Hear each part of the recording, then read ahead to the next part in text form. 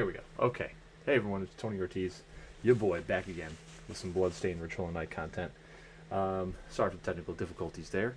We're going to move right along though. And I'm going to try to do a more concise randomizer primer. It's still going to be a little bit long because we're actually going to go through a lot of the stuff in the game as opposed to like running through all of the details before. We're going to hopefully assume that you have familiarized yourself with a lot of the game, played through it once on regular mode or whatever. All right, so let me click back over in the window. So in randomizer mode here, you'll come in, you'll make a new file, you'll give it a name, you'll pick a difficulty, you'll pick the settings and all that right here, okay? We're not going to go over any of those. You can join the randomizer Discord and talk about those a bit. You can watch other stuff for that. Basically what I'm going to do is I'm just going to get you primed on how the actual game works and like what decisions you're going to be making and things like that, right? So what I'm going to do real quick is just run to where the beginning of the game is, and we're going to kind of walk through the game from the beginning and go from there. All right. So if you're familiar with White Screen of Doom, if you're familiar with the game, you should know about what some of the shards do and weapons and all this other stuff. Okay, so we'll just go through this real quick. Weapons, you'll pick these up. We'll talk about which ones are good. Same thing with all the rest of the accessories and so on. Shards, the different color shards: red, blue, purple, yellow, and green. Red are mapped to a button. They're called conjures. You just throw you hit the button. You spend the MP, you get the effect. It's pretty easy. Manipulative, you hold the button down or tap it, you get the effect. You spend the MP, same thing, but just in a more different way. You're not like necessarily throwing out damage. There's shields in here. There's a healing. There's something that slows everything down. There's something that speeds you up. There's something that transforms you into a different character, stuff like that. So there's like a shadow clone kind of thing. Directional. These are the most powerful shards. These shards also require you to hold a direction and aim them manually. Okay, so you can see here that I'm aiming manually here, and then I have this little beam that I can throw out that does damage. And it has an element and all that. So that's what's different. You can see here the red shard. I just hit the button and it casts it. There's no aiming involved. But purples I have to aim. Or they'll have like a default. So the aiming will be 90 degrees forward, right? From this would be like. Oh, this would be 90 degrees, but just, forward. That would be the default. Okay, passives, exactly what they are, what they say they are. They are passive stat boosts or, benefits. Like, there's one that lets you swim faster. There's one that gets you more items when you combine stuff. Resisting elements, resisting status effects, so on and so forth. And then the familiar shards, the green ones, this is your little companion that's going to fly around next to you. You click a button on one of these, you equip it, and then that companion will follow you around, and they have various effects. Okay, so before we get going, let's just go through a lot of our shards and all that in our inventory, healing items and stuff like that. All right, so equipment. When you play the game, you're going to be looking for green chests, and a lot of these green chests are going to have equipment in them. Now, assuming you're not playing like a full chaos or whatever, there are there's a set of items that appear in these chests. So, greens, most flags you're going to play with on randomizer are only going to shuffle around the same type. So what that means is weapon chests will get shuffled around in only weapon chests, and so on. But even if you play a mode where all the green chests get shuffled together, and there's like recipes in there, and there's all the different gear or whatever, there's still going to usually only be I think there's one option where it changes it to be where it could be anything. I think it's max chaos, but typically if you know what weapons are going to be in the pool of weapons that can show up, you can know which weapons you want to look for. So there's a few of them that I have here that are either unsellable or they're just good. So Valkyrie Sword is the best weapon you're going to be able to find in a green chest. And then there's a couple other ones that are pretty solid, none of which I really have. Red Umbrella isn't bad. But you're typically going to be looking for weapons that have a longer reach and a shorter swing, just in general. Because if you, compare this animation to, say, a great sword, which I might have one. Oh, maybe I don't. Okay, bad example because I don't. But here's a spear, right? Okay, so this spear takes a lot longer to recover. Doesn't have the same speed of the swing. Great swords are even slower, but they have a big arc. You know, so there's benefits and faults to each weapon. But typically, the thing you're going to look for, number one, is the Valkyrie sword. Other weapons are pretty much just to get you by until you find something good. There's like 2 or 3 top tier weapons in each class, but none of them are available in the green chest that you're going to find unless you play on those max settings. So you're going to be looking in the shop for those. So we'll talk about those later. The next most viable weapon you're going to be able to find in pretty much every seed is the Zangetsu. Now this is a key item, so it's only going to be in a key item chest. But this thing has enough attack and enough range and a decent enough attack animation to do a decent amount of work for you. So when you're playing through the game, these are the 2 things you're going to be looking out for. The Zangetsu you're already going to be looking out for because you're going to have it in almost every seed unless you're not playing Defeat True Evil. But yeah, Valkyrie Sword's the other thing you want to look out for. Now after that, it's pretty much down to personal preference. Now there's some decent great swords in chests. There's a couple good clubs. There's a couple good swords. They're not anywhere near as high of attack power though, so that kind of just comes down to what animations you feel like are the most beneficial for your playstyle. So if you can't do the crazy backdash canceling attacks that the GBA Vanias have and stuff, you're probably going to want to stick towards weapons that have a much faster swing and faster recovery like this. So clubs and swords, I'd say, maybe even daggers or rapiers. Like this is a rapier right here. This is pretty quick, you know. So it's more important to not get hit and take damage than it is to kill an enemy quickly.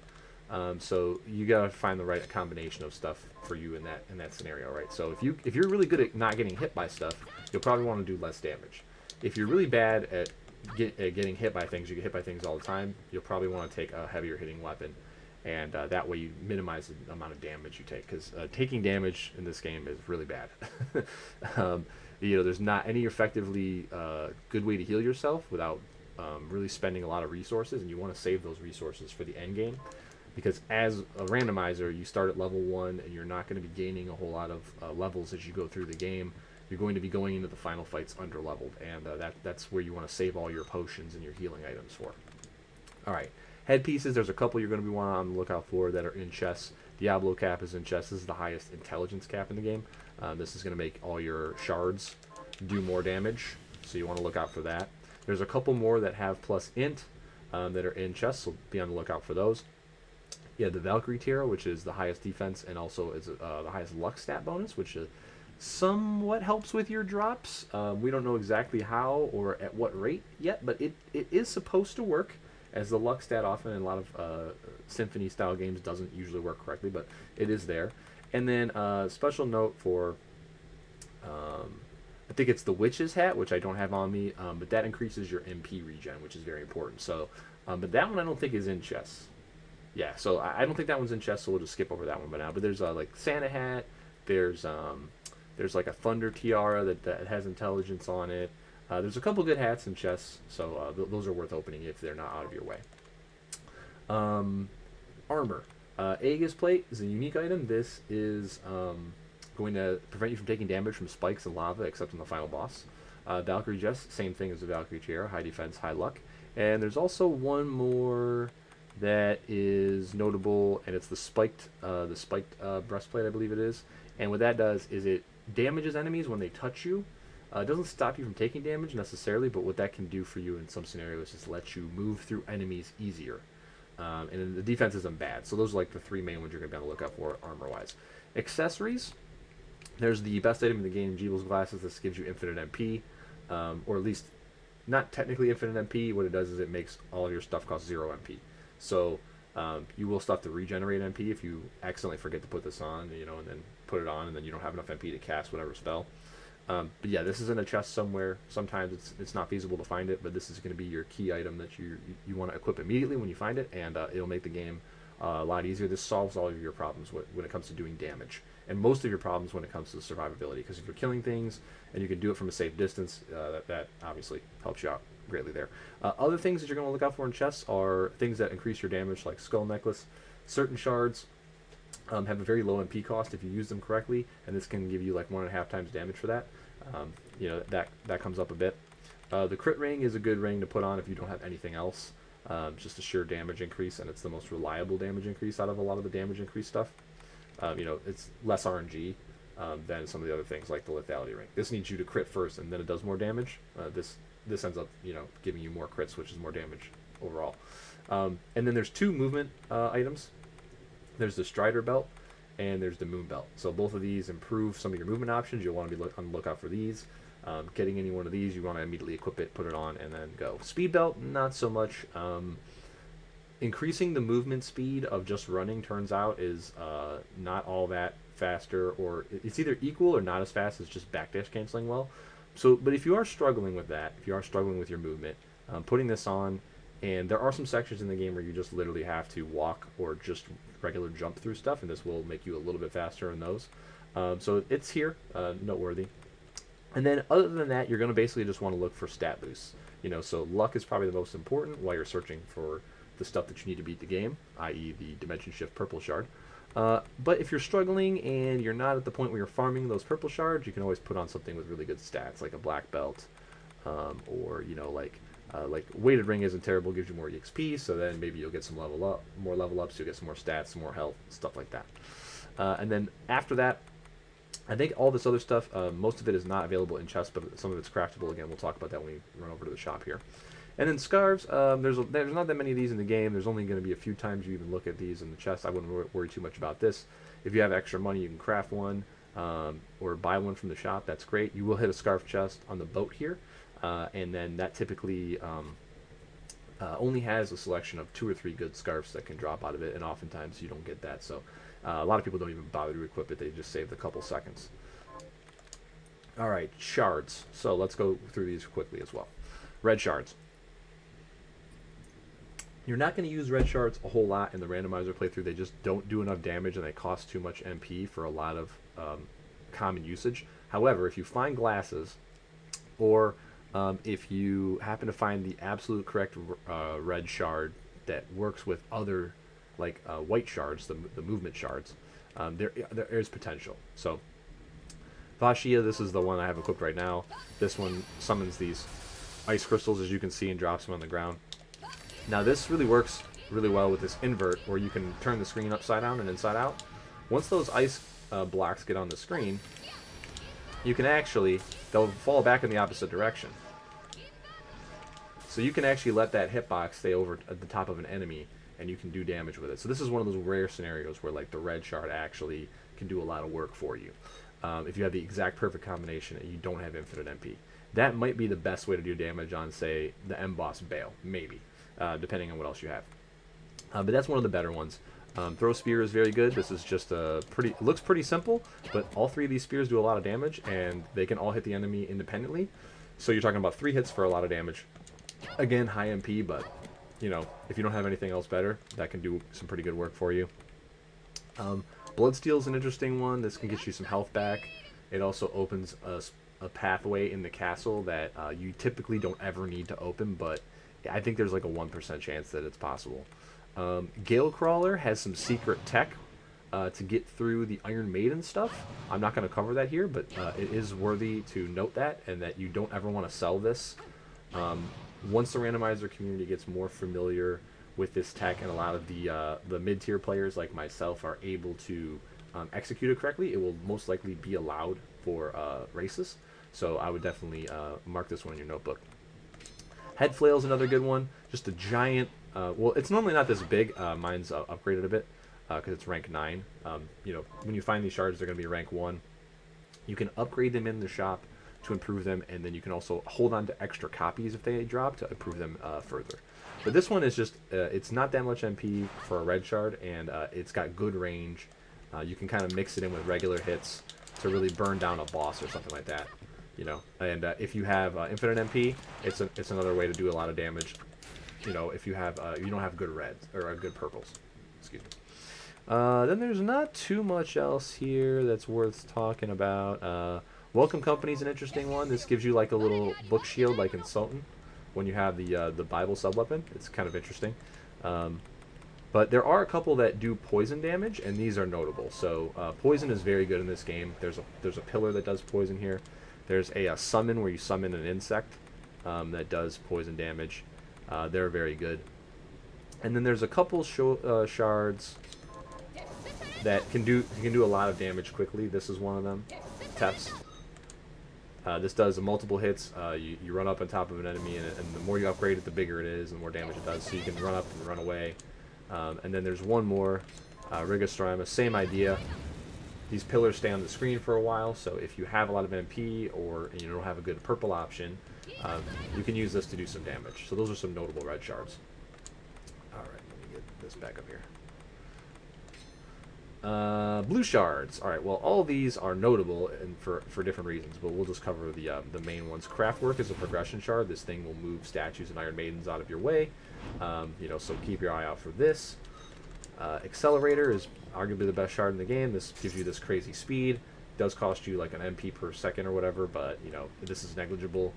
Your MP regen will often fight against this, especially the higher level you get. If you find this, you're off to the races. Standstill. This shard freezes everything. This does not work on Dominique, and I think it doesn't work on one of the optional bosses. Maybe it doesn't work on either Carpenter or the other guy.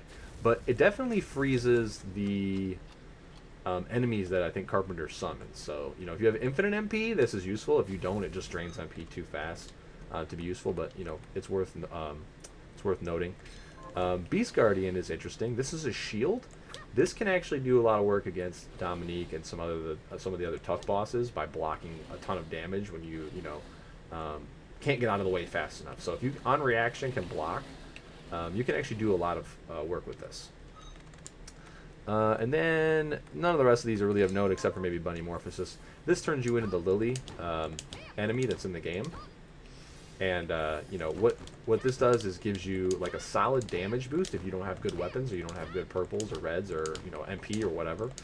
And if you're good with movement and you're good with attacks, you can actually do quite a bit of damage with this shard. So it's a last resort kind of thing, but it is there. It does exist. All right, directionals. Well, obviously Dimension Shift. This is the big one. This is what you need to beat the game. You cannot get to the last boss without this. And it's one of the best movement shards in the game. It works everywhere, but in the cylinder pillar rooms at the Tower of Twin Dragons. I guess they just didn't code the game to really be able to deal with the curving 2D screen to deal with this, but you'll definitely need this. There's lots of niche uses for it as well, like blinking out of existence to dodge an attack that's coming at you right before it hits you, and so on. Skipping enemies, all that. You're gonna be looking for that to beat the game. Let's go through the utility ones here. Reflector Ray. This thing can get you through the little small gaps that are like half Miriam size, and you can use it to bounce up like mirrored corners and get through some of the areas in the game. If you don't have Dimension Shift, if you have Dimension Shift, you can get through all those areas without this. But it does have some niche uses. There are a couple spots in the game where if you don't have Dimension Shift, this is the only way through. Or like another white shard to go around in a different direction. There's also one area underwater where you have to have the Deep Sinker, which will let you stand in water without floating to the top, and that gets you into a certain part of the game. There's one little gap that requires that. Often doesn't come up because there's a backdoor in that only requires you to have the invert shard, which is this, the movement shard, which we'll talk about in a second as well.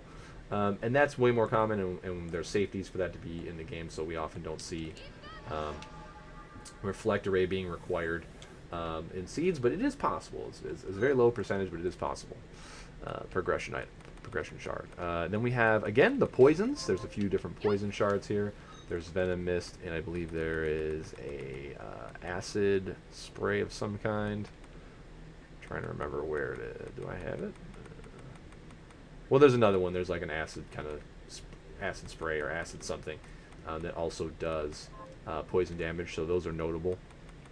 They don't do a whole lot of damage up front, but then they do a lot of damage on the back end. So let's talk about the dark shards next. There's 3 of them. There's Void Ray, which this looks a bit more impressive because it's upgraded, but this one is very good. You can do little bursts. A lot of these beam directionals, you can only have them on screen for a couple frames, but they still will touch the enemy, do their damage, and they will definitely carry you through the game. So this one's really good. This is a dark one. It's very active. It has a lot more a lot less delay in between when it ticks for damage than say like a Tis or Cyan, which we'll look at in a second, which is the light version. And you know, these dark shards are really good against Dominique, and that's one of the bosses that often gatekeeps people from finishing the game. So you definitely want to keep your eye out for dark damage shards. Next one, arguably also one of the best shards in the game, Valtaid. This one you can just hold and it just does damage. You put the circle on top of something and it just does a ton of damage. That's all it does. Short range, but you also can just hold it on somebody and they just get hit so fast. This thing ticks so fast, it's the highest DPS that you can do, unless you have like TAS level abilities to tap down and depress. If you can do 1 frame depress downs, I think Aqua Stream can match this. We'd have to do some like real testing, but yeah. And then there's the last one, the last dark shard, which is Valtaid. This one, super expensive mana. It just throws a fireball, but it is really high damage. So if you get a lot of MP recovery, you can go into the last fight with this, and as long as you don't miss a ton, you know, you can use this to get through Dom. So keep an eye out for those 3. Then we have some other general good damage shards. Some of these are better than others, but some of them it just purely comes down to preference. Let's talk about the 2 that are manually improvable in Aqua Stream and Chisel Barrage. So here's Aqua Stream. This is just a spraying water, or the Super Soaker, the squirt gun. And it's one of the only 2 shards in the game where if you are holding it like this, but then you crouch, for some reason, the game just puts more. You can kind of see there the rapidity. It's the right word. The frequency of how the water splashes that come out. Now, if you notice when I crouch, there was an extra splash in there. See how that, even though the animation changed, see how there's now a constant stream of just white on the screen or from the water? So what I'm doing is I'm actually just throwing more hitboxes out, and I'm doing more damage as a result of that. And Chisel Barrage kind of works the same way. So you can kind of see this. I'm throwing these chisels, and then when I start crouching and uncrouching, I'm throwing twice as many chisels. Or not twice as many, but if you can press down on the D-pad and then depress in 1 frame and then in 1 frame press down again, you know, you can get pretty consistent with that. So those 2 are very important. They will definitely make your endgame fights easier, even if the enemies you're fighting are strong against those elements, just because you can do just double damage for good execution. So keep an eye out for those. A couple more that are usable. Inferno Breath. This one does a lot of damage as well. A lot of these purple shards are ones that, you know, can really do, you know, like good damage. That, you know, if you just kind of hold it on top of something and they stay there, they just take a ton of damage. Rude is good. This one throws out a thing that, you know, Blade. This is gigantic. Normally it's a lot smaller than this, but if you get really good at aiming this and you put this on top of something, it'll tick for damage all the time, like while it's over the enemy. This is another one that you can really abuse with the invert to keep it on, to keep those frames on top of them, the frames of the hitbox of the shard on top of the enemy for longer. And then let's show you the another great directional beam one. This is the light version. It's a lot like Void Ray that we looked at before. However, this one takes a lot more time before it'll do damage, so there's a longer recovery before this can do the next tick of damage. But it does go full screen, and it's very useful for like just traversing through the castle. And okay, I don't have. There's another fire one that I wanted to show. Oh, here it is. I think. Is it this one? No, it's not this one. There's another fire one that like is really good as well. I don't, for some reason, I don't have it, but that's fine. You get the idea. But the last one we'll talk about is this one here, Bolai Blast. So this little circle comes on the screen, and then an explosion comes out of it. Now, for that one, you definitely want to have infinite mana because this costs a lot, but this actually stuns the enemy.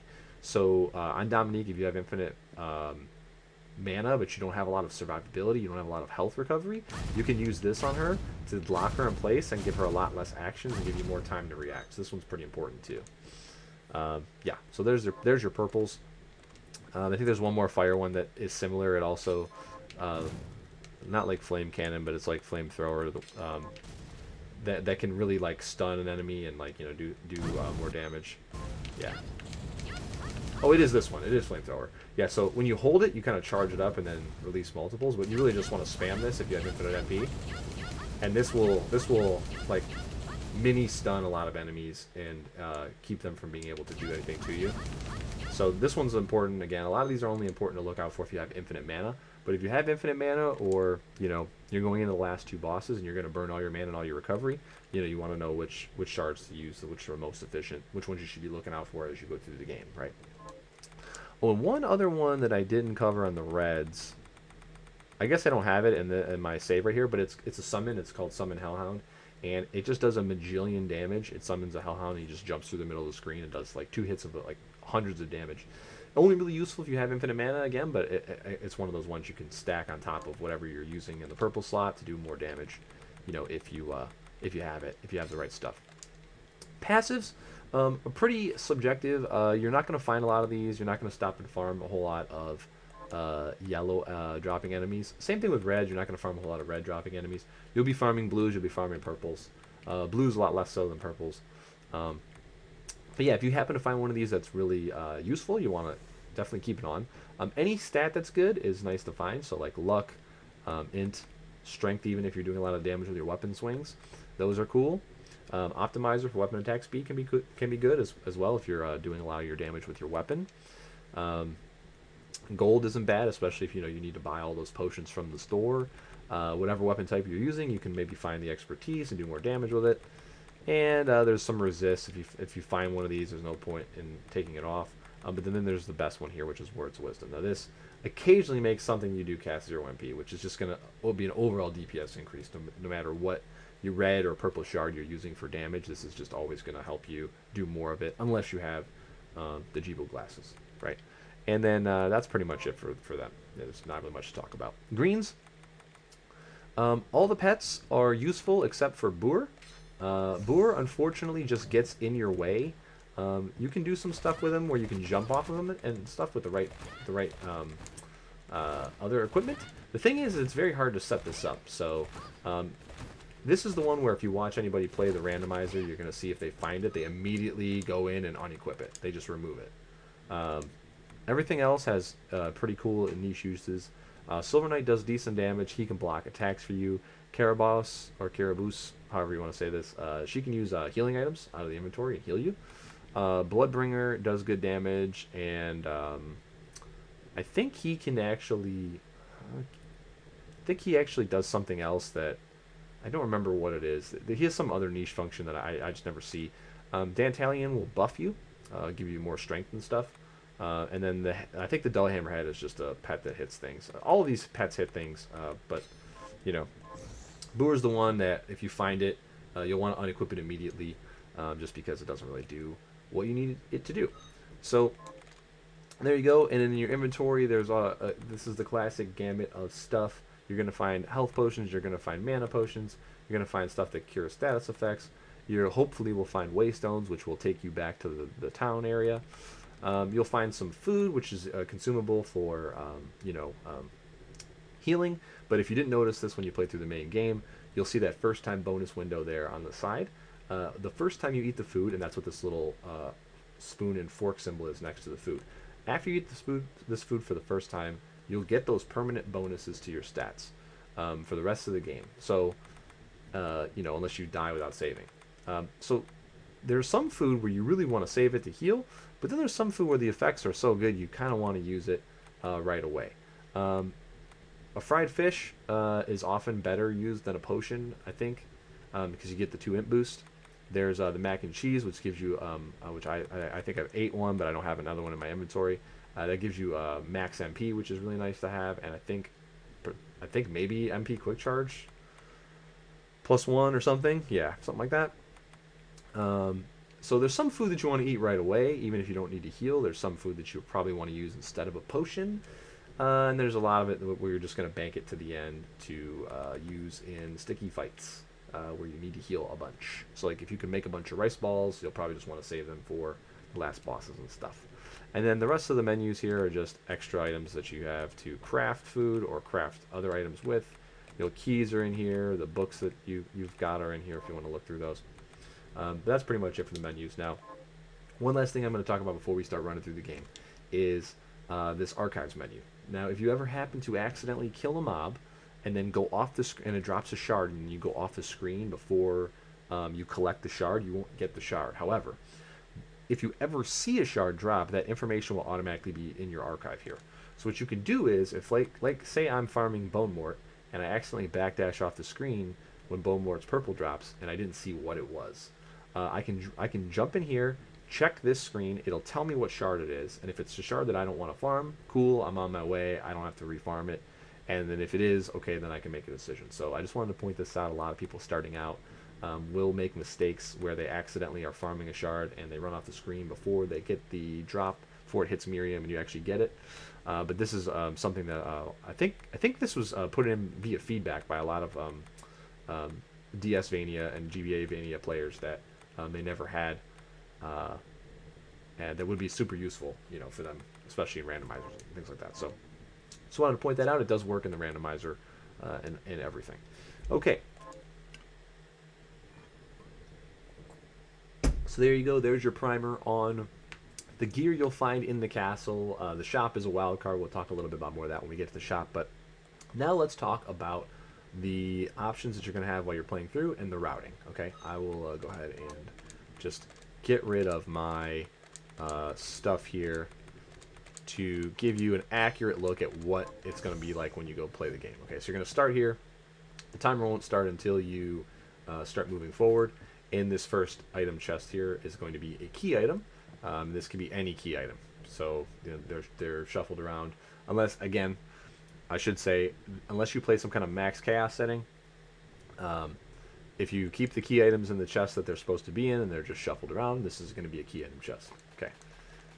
The best way to move without any equipment augmenting your ability to move, or any shards augment, like double jump or invert or high jump or any of that, is to backdash and then cancel the backdash with crouching and then backdashing again. Okay. So like now when you get to this screen here where you could go upwards, you can see with a regular jump I can't get up there. So you're just going to go right past this in the beginning of the game. But when you have more movement, if you were to come back here later, which you almost never will, you can then get up there, right? But here's the backdash, what backdash canceling looks like. If you didn't do it at all when you played through the game, you can kind of see like this is much faster than just walking forward. Although, do I have anything on that makes me walk faster? I don't think so. This even looks a little bit faster than you normally should be walking, but even then, backdashing is still faster. Okay, this is going to take a while to get used to. It's not like Symphony of the Night, if you're familiar with that game, in that if you do it good enough, you're effectively doing it at the same level as a task, like or tool-assisted speedrun is what that means. So if you had like a robot doing 1 frame backdash, 1 frame backdash cancel, 1 frame backdash, you could do that and it would look amazing, but there's still a maximum speed. You might be familiar with this in like a lot of other games that over the years, like there's a speed cap on how fast you can move, right? And no matter how fast you do this backdash cancel, the backdash has a base speed, canceling has a base speed, the recovery is, X frames or whatever. And then, you can even do it, you can almost do it too fast like this, and like you actually don't move at all, which is a weird one. So this is more of a rhythm, and so it's like Soten in that regard, and you just want to be consistent more than you want to be fast, but you do want to be consistent at a certain speed or higher, right? But not too fast. So the best way to do it that will probably be the easiest is to just try to press both buttons on the same frame, right? So you're trying to press whatever button you have as dash. I have mine set differently, and then the down button on the same frame. If you press them at the same time, you get a pretty decent consistent speed, and then the faster you can press and depress, you can see like that's the difference, right? Of doing it correctly and consistently and moving around. It's very finicky. You have to kind of get used to it, and you also have to be used to your controller as well. It's much easier to do this on a keyboard, especially a mechanical one, if you're used to using that kind of device, because well, they're just more accurate. But those are also a lot less comfortable for a lot of people playing the game. So what you can do once you get really used to pressing the buttons at the exact same time is to try to press down to cancel 1 frame after you've press dash. This is very, very hard to do, but if you get really good at it, you will drop your backdash canceling a lot less.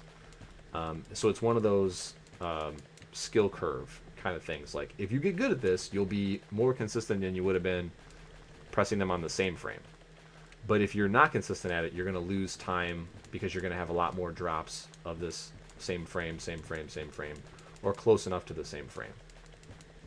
The good thing is if you're trying to press on the same frame, a lot of times you'll get maybe one frame off. And if that one frame off is the D-pad down press, then you're fine. If the one frame off is your backdash press, then you're going to stutter, you know, and so on. But we'll leave you to practice on that. Just a brief explanation of when you see people playing the game, why they're doing this. It's because it's faster than walking. Even if you screw up and you drop it a bit, it still ends up being a lot faster than walking, especially in longer hallways like this. So like you can see me, like even if I concentrate and try to do it perfectly,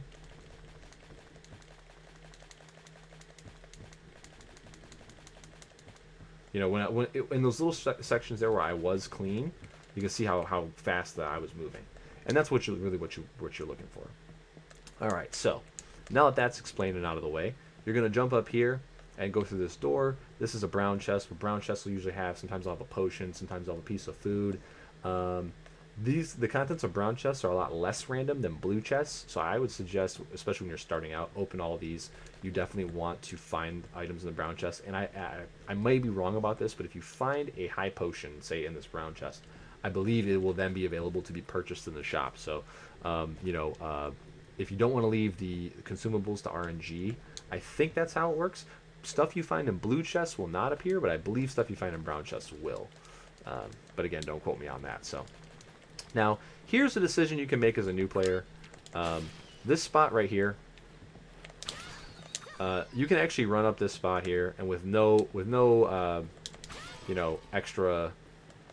Do I have like a movement speed from? No, that's not something you can gain. You can run up here and grab an armor out of this chest here. I actually did this for probably the first month or two that I played the game, just because I was taking so much damage because I was bad at moving and I was bad at combat. I'm still bad at combat, to be honest. But it's a quick, like, 20-second, 30-second detour, depending on how you slice it, and it can really save you in the beginning of the game. Now, the key is this thing moves back and forth. You can see how this is moving back and forth on the screen, and if you try to do a jump here without like the proper forward momentum, you'll often just fall, and you'll lose a ton of extra time. So really what you want to do is make sure anytime you're making a really long jump like this and you don't have any movement tech, backdashing is not really going to get you a consistent jump forward. Just stop backdashing, run forward, and then try to push the button at the last possible second. That's my best advice for you there. There's a couple spots in the game where you'll want to do that.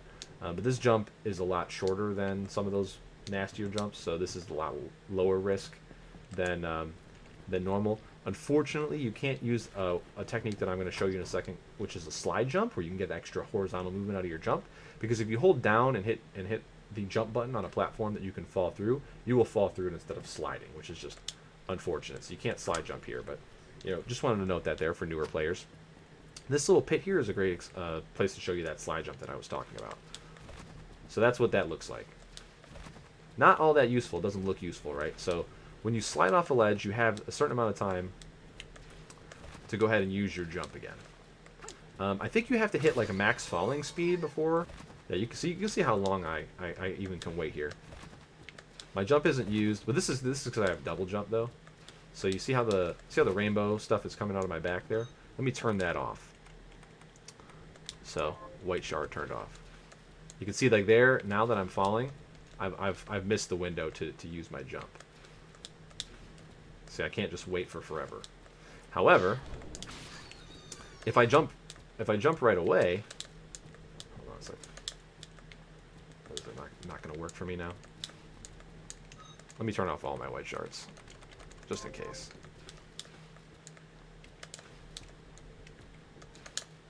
Okay, it's not working. I don't know why it's not working. You can definitely jump after sliding off of a ledge. I don't know why it's not working. I have nothing equipped. Maybe it's the scarf?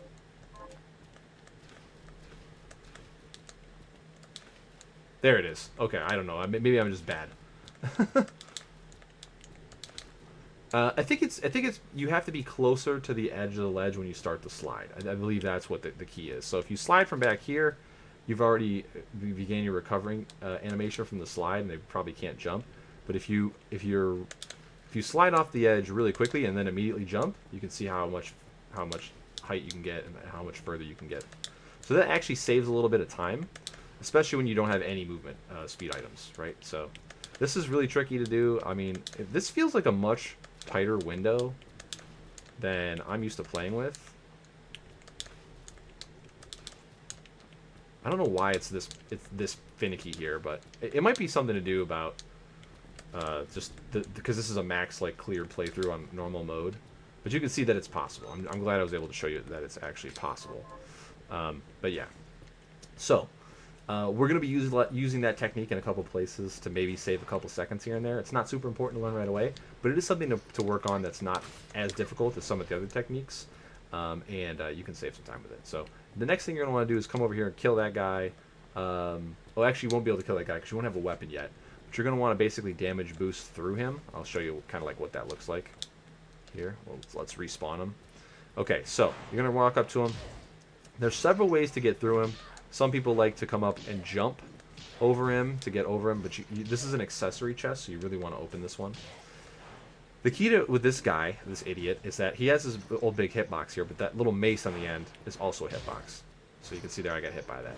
But if you're at the right range, when he swings that, it'll miss you. But his hand hit me there. So you're going to have to play around with this.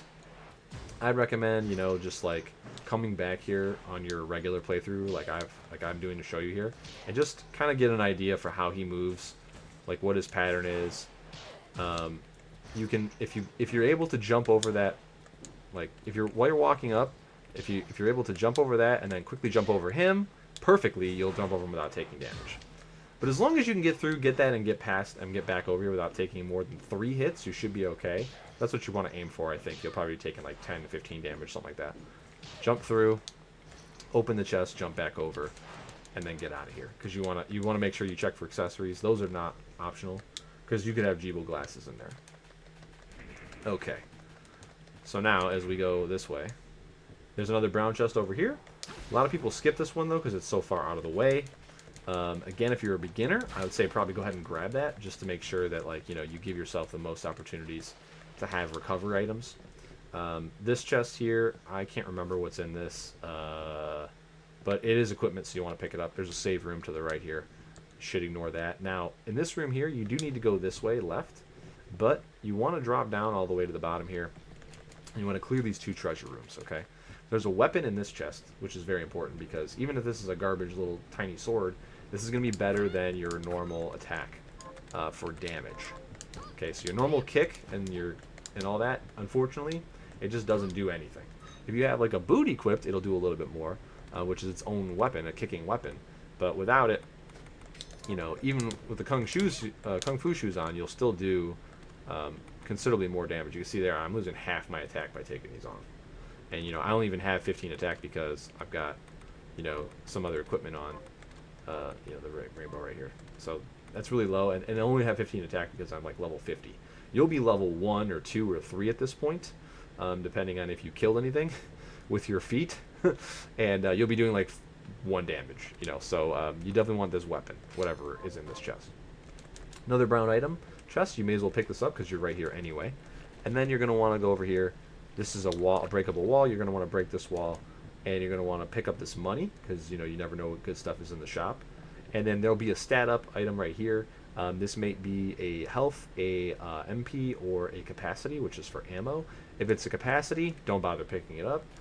There's almost 0 scenarios where a gun and ammo is going to be your best option. I think you'd have to find like the best gun and diamond rounds, or some other, like maybe one other set of ammo, and then be able to afford them both for you to ever end up using guns for your main damage. But that's how basically you're going to want to run back up here. Collect that stuff, come back up this way. and proceed through this next hallway, this long hallway here. Now this enemy right here is going to drop you the first purple in the game. This is an automatic guaranteed 100% drop the first time you kill him. Whatever that purple is, it might be good, it might be garbage, but you know, just make sure you kill him and then move on. There's a blue chest here, feel free to grab it. I like grabbing this blue chest because it's right here, and I'm going to break this wall for the stat up check anyway. Again, another health or mana could be in here. So I think it's just nice to have. It could be a piece of wood that sells for a lot of money. It could be some food. It could be a waystone. You never know. Then you're going to want to come down this way. Again, I like backdashing. Here, I'll show you my... let's turn high jump on so I can get back up here. So the way I like to go through these rooms is I like to go backdash to the edge and then slide off, because sliding off is a little bit faster. I don't necessarily need to jump off, but you know, I like to slide off because it is a little faster to slide off, and you get that forward falling momentum like a couple frames sooner. Now, when you do fall from a high height, you'll hit the ground, you'll have that little ground hitting animation.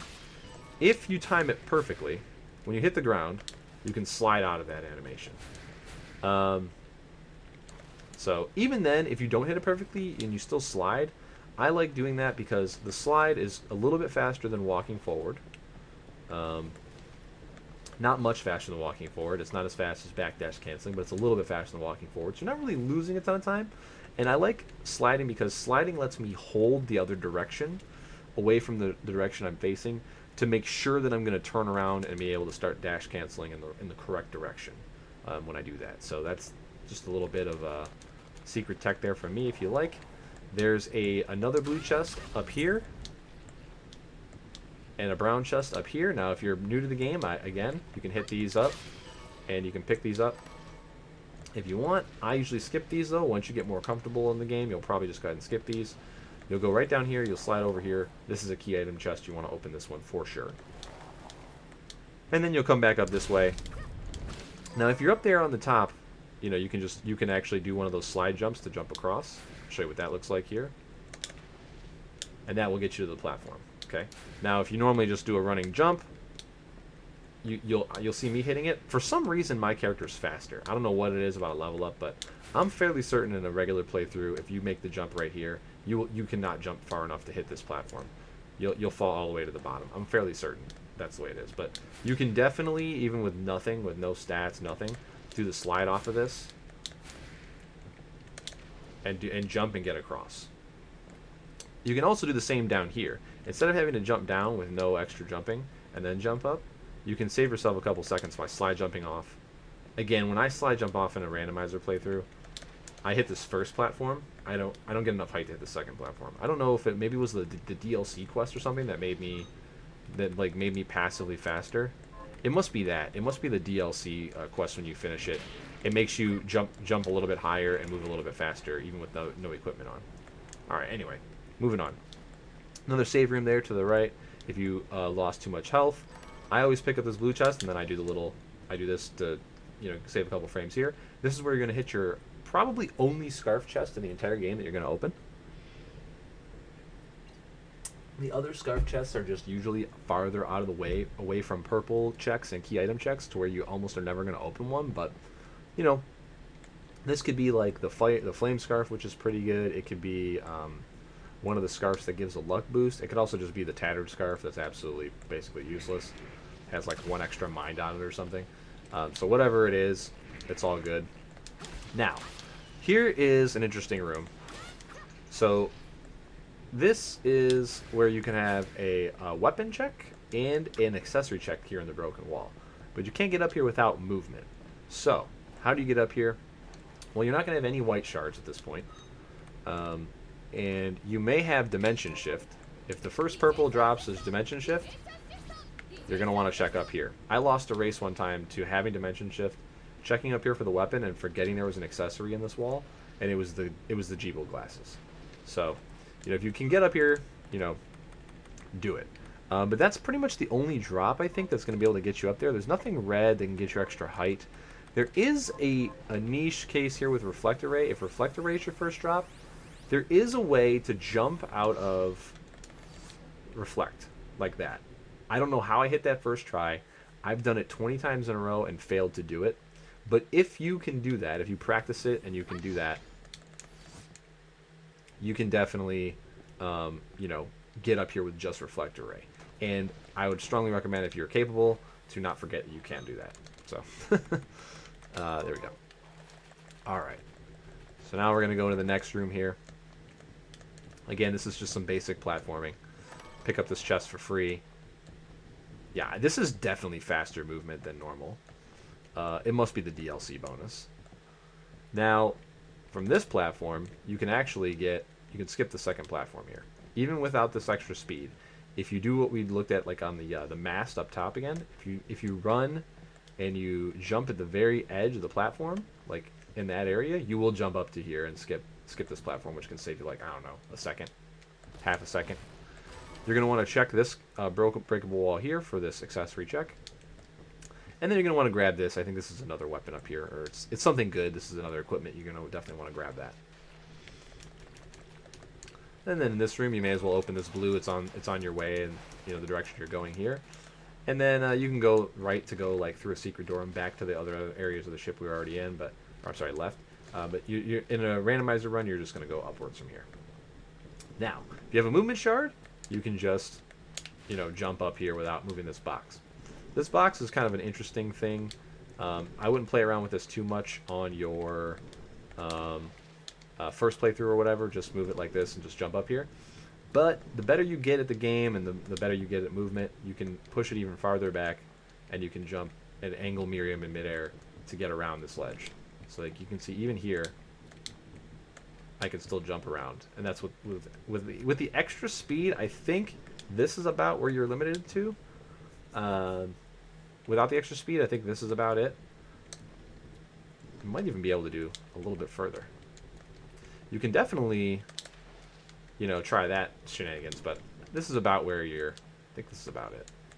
And this is really splitting hairs. You know, you have to be like on the perfect pixel here. But some of the players that are really good, the best of the best, the world record holders, you know, they'll be able to do it. If the box is absolutely even with the ledge, you'll definitely be fine.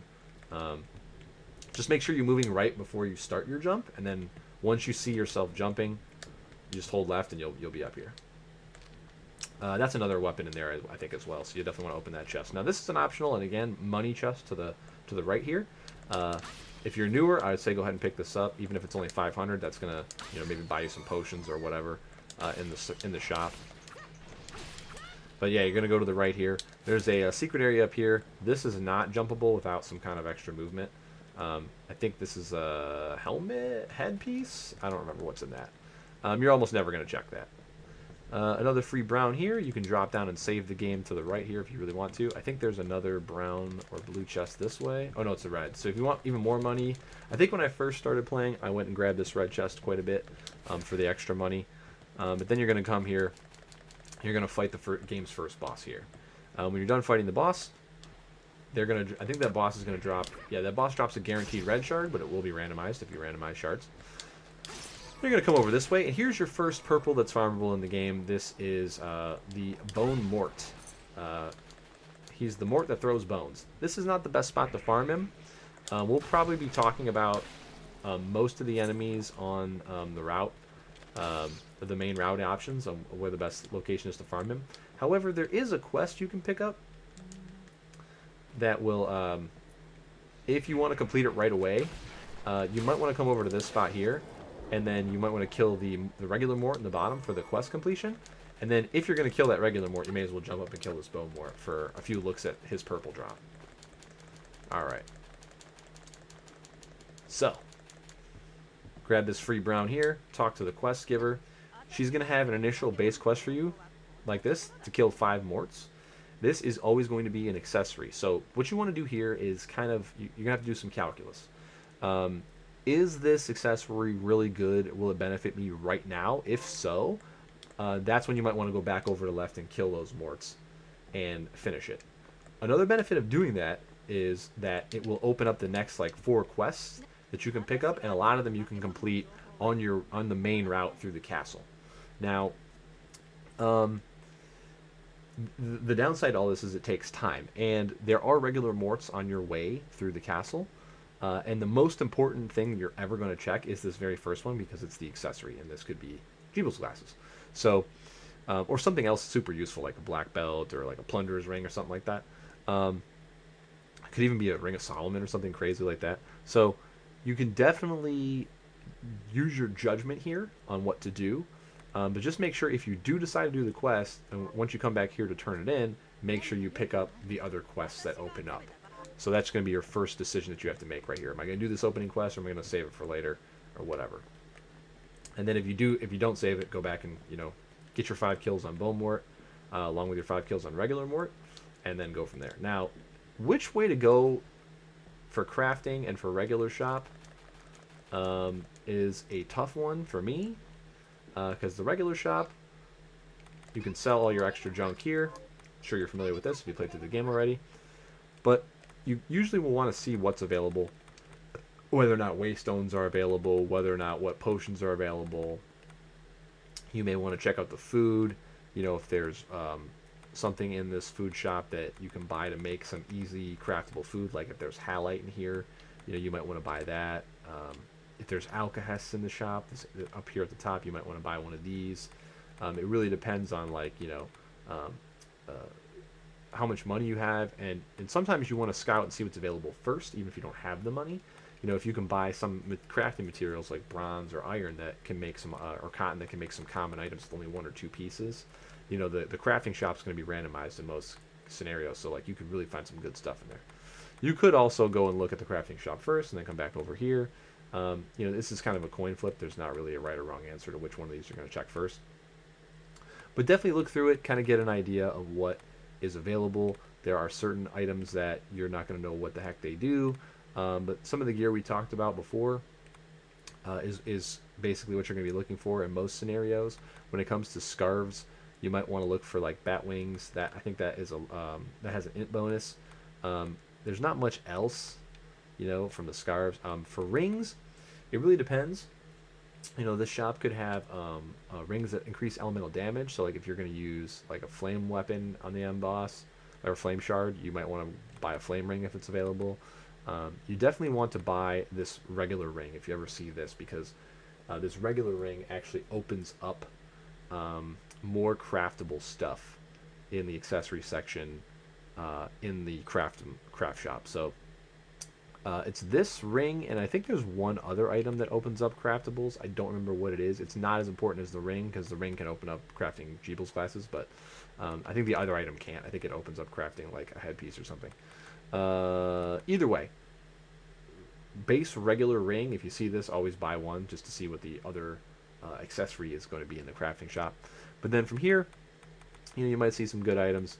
You're basically just making a mental note for later, like, oh, is there an armor that increases int? Maybe I buy that right before I go beat the last boss, so I can have a few extra intelligence on the last boss or whatever. Is the witch's hat here, and can I afford it? Maybe I want to grab some MP regen, or whatever. Or cursed rings available because I want to grab those for the boss fights, so on. All right.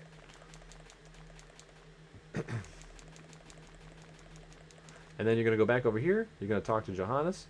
Johannes is going to give you a key item, and then you're going to be able to go into the crafting menu, and you're going to be able to see what's craftable. Again, you look through here. You go, oh, okay, what's craftable for 1 cotton? Sometimes this is Valkyrie dress, what's craftable for, 3 bronze or 1 bronze and 3 iron? What's craftable over here for 3 bronze? Like this is often a great weapon, or whatever. And then you may have not picked up these crafting materials yet. You might not have them. But if it's a really good item and you can make a mental note, like, oh, bronze, the sword on bronze is like blue rose. I want to pick that up later. Now you can think, okay, maybe I'll open a couple extra blue chests. Maybe I'll try to pay attention to what mobs are dropping. So like if an enemy drops a bronze, cool, maybe I want to kill a few of him, so he drops a second one, so I got 2 to make this weapon. Or you might even, if you're familiar enough with the enemy drop tables, you might find an enemy that drops something that's in the same drop table as bronze is, or iron, or mithril, or whatever, and you can actually use that information to farm that enemy to get drops of that nature. Because the way drops get shuffled around, in the flags that we use most commonly is that the whole enemy's drop pool is shuffled. So, like, say the floating cow guy, he drops the bovine plume that you use to get high jump normally in the base game, right? So he drops like 2 other items as well. So his whole drop pool is shuffled onto a different enemy, or even stays on the same enemy, you know, or whatever. It's mixed up and thrown somewhere else. So if you go kill something else on the other side of the castle and it drops one of the items that is in his pool that's not that bovine plume, and say you're looking for that bovine plume, you can then know, oh, I can farm this thing and eventually I'll get a drop, you know, and you can apply that same technique to some of the more easily craftable stuff, you know, in the game. All right, so you're going to take a look through here. And then the shard upgrades, when you first get here on a randomizer playthrough, there's probably not going to be anything here. But sometimes you can, you know, have a random shard here that will be craftable. And maybe you'll have the ruby or whatever. And these are all randomized as well. So you might be able to craft something great offensively here. So do note down to make sure the next time you come back to the shop to check what shards are available to craft, because you might have 1 or 2 here that are worth crafting.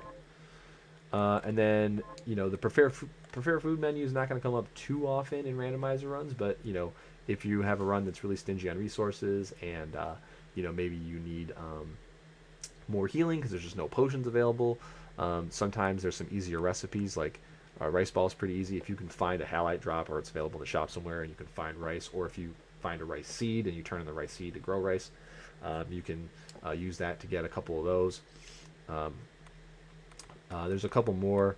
I think it's yeah, this uni rice bowl is not that hard to craft. All you again, sea urchin, soy sauce are some of the easier drops to find, and are in drop pools.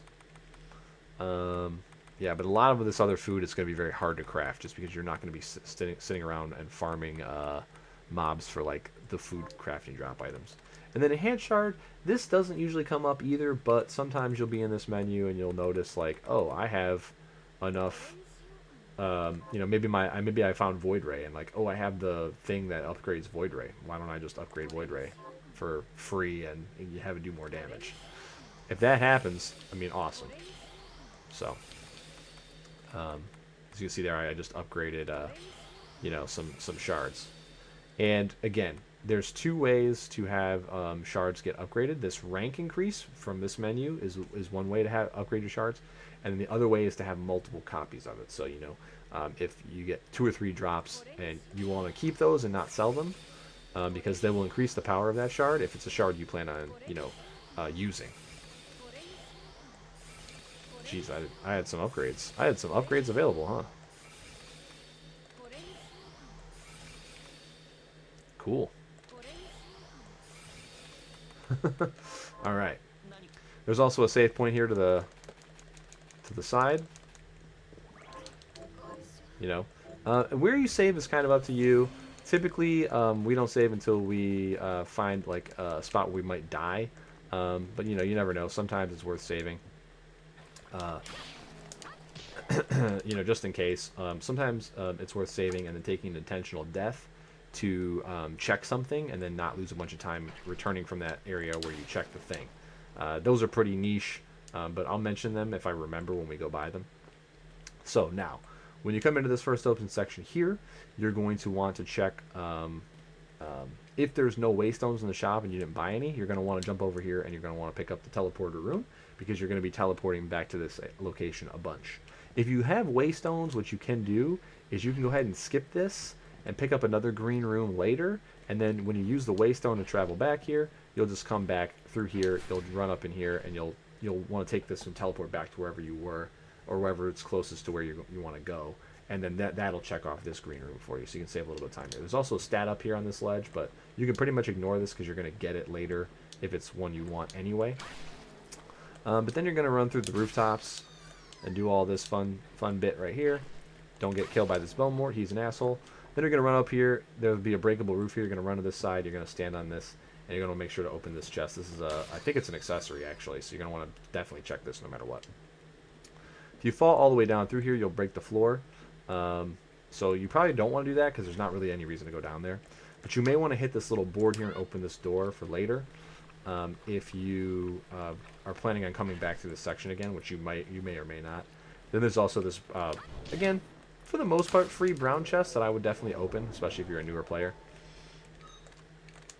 Okay, and I'm going to put on the accelerator to just kind of save us some time here. This is a weapon chest. You're going to want to open this. It's a free one. Go through this long corridor here. Now, when you get here, the drawbridge is going to be up. So you're going to want to pop it down. Now, there is a scenario where you could go down from here. You need Aqua Stream as one of your purples. So either off of Bone Mort or off of the beginning. Or you're going to need... you're gonna have to get a lucky high jump drop. Is it? Can it drop as a red? I'm trying to think. On certain flags, I think it can. But this is gonna take you underground, as you can see here on the map. And there's really not a whole lot you can do underground without any kind of movement. There's like one accessory check. Without invert or aqua stream, you can't swim. Without deep sinker, you can't run through the water.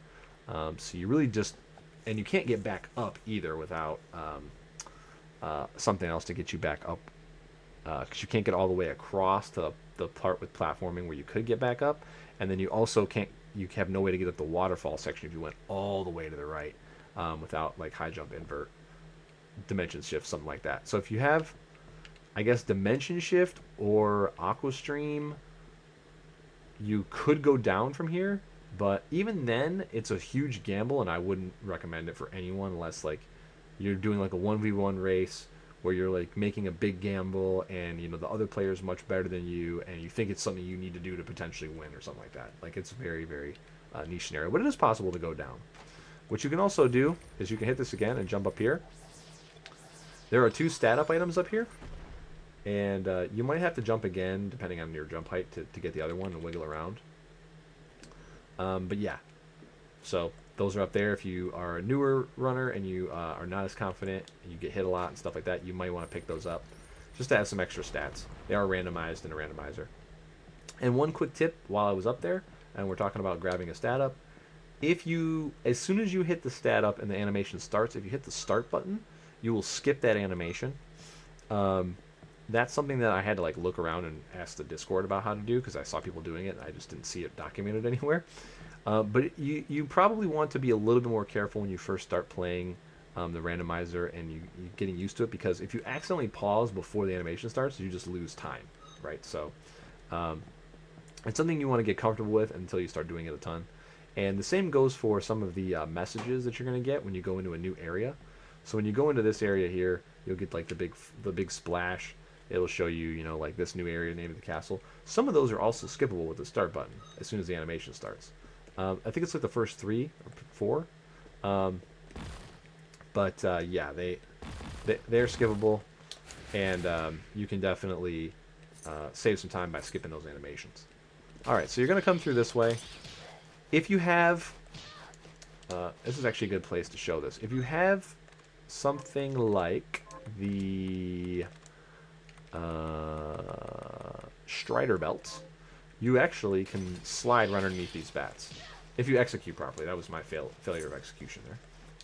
So just mash the A button, you'll slide right underneath these guys. Likewise, if you have the moon belt, which increases your backdash distance and speed, if you execute correctly, you should backdash right underneath them. Okay, if you have the... I don't have it, but if you have the spike breastplate, sometimes you can backdash or slide through them. If the bat hits you in the perfect spot to not do damage to you, it'll take damage and then you'll slide right through it.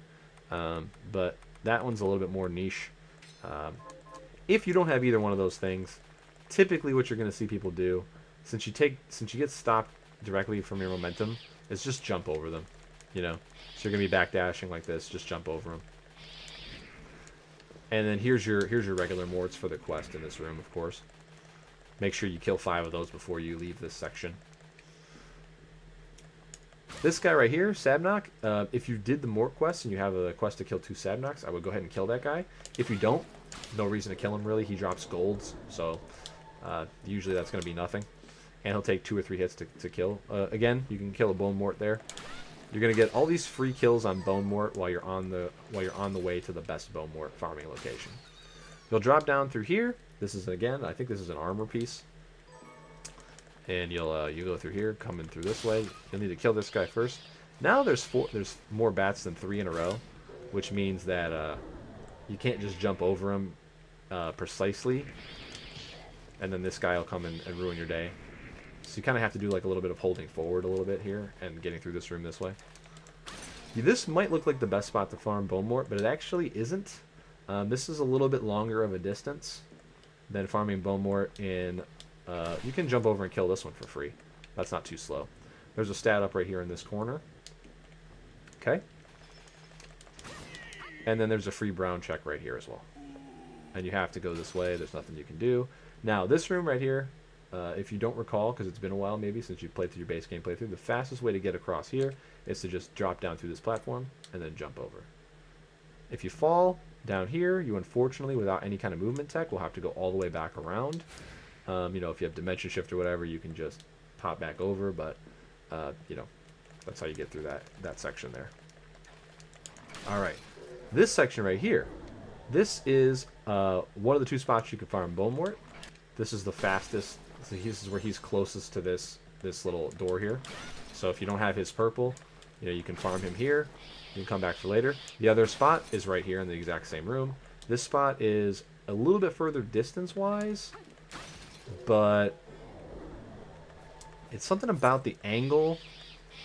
Yeah, so like this is a little bit less steep of an angle, and it's harder to aim. Like if you have something that like aims downwards like this, sometimes it can be a little bit harder. This one I think is a personal preference, because this one, even though it's a little bit further away from the door, if you're sliding in, the reach of your weapon is almost always going to be able to hit this guy, and then let you just dash right back through here. So that's the best spot to farm that guy. That's your first purple best farm location. This will be closed. There's nothing down there. Now, if you have like reflector ray or you have dimension shift, you can come up here. You can check this green chest. That's a weapon. And then there's another green chest in this room over here. Okay. And then you can also go up from here. You can go up and just skip this whole other section to the right. If you have... to get up, you can't get up here with a reflector ray, but you can get up here with dimension shift. So you can kind of like make a decision on the routing there. The thing is, if you have dimension shift, I think you probably still want to go in this direction to the right, because you can go ahead and pick up a teleporter room in this direction and then teleport back there in the future to maybe save some time. So I would probably still go this way even with dimension shift, but just know that you can go up there if you have dimension shift. Okay, so here's a bunch of purple stuff that can drop. Barbados and Plume Parma there can drop purples. Blood Grinder Knight that we went by can drop purples as well. And then down here in the bottom, this Toad guy, he can also drop purples. So this is not the best spot for Toad, even though there's 4 or 5 of them. The problem is you got to get back up and around. The problem also waiting for the best Toad spot is that the best Toad spot is locked behind movement. So the best Toad spot's actually up here and to the right, but you can't get up here without Craftwork or invert or what else? Craftwork, invert will get you across, high jump gets you across, dimension shift will get you across. But yeah, the best Toad room is to the right, so we'll talk about that when we get to it. We're just going to assume that you didn't get lucky and don't have that extra movement. So what you're going to have to do is jump up here. You won't be able to make this jump without, again, jumping. Now this is an optional room to the left here. There's more purple drops. More purple drop potential in here. And then this is another weapon. Now basically, for weapon chests, like I mentioned, if you don't have the Valkyrie sword, it's probably worth checking a lot of them. You will find, you want to find the Valkyrie sword to just make your life easier. Or you might find the Graham, which is the two-handed sword with a dash move special. Having that's really cool. This won't be here, of course, on your first run. Having that special is really nice if you find the Jeeble glasses, because with infinite mana you can actually dash infinitely because it uses MP. So that's another reason why you kind of want to be checking the green weapon chests, even if you don't have those even if you have a good sword, maybe you bought a good sword from the shop, you still might want to be checking the chests. Your sword's probably not as good as Valkyrie sword. It really depends. There'll be a stat up down here. Grab it if it's health or mana. If you're newer, you can skip that. And then we have these guys again. But again, this is not their best spot to farm. If you're going to farm these guys for their purple, you're going to want to do it in the next room here, across this gap. Now, this Blood Grinder Knight is a little bit further away from the door in the next room, but he doesn't have another enemy that comes with him, which is this jerk Gearman right here. So, depending on what you have at your disposal, if it's a weapon with a longer reach, if you're coming from DS and GBA Vanias where your combat's really good, your movement's really good, you'll probably want to farm Blood Grinder Knight here because you just don't have to deal with that other enemy. But if you're looking for purples, this is technically slightly closer. You know, and Gearman is one of the quests where if you kill 4 of him, he's in the second tier of quests. So this is kind of up to you, whatever you feel more comfortable with. Here's a teleporter room that you're going to want to grab. And then, conveniently, the best spot for Barbados is right here.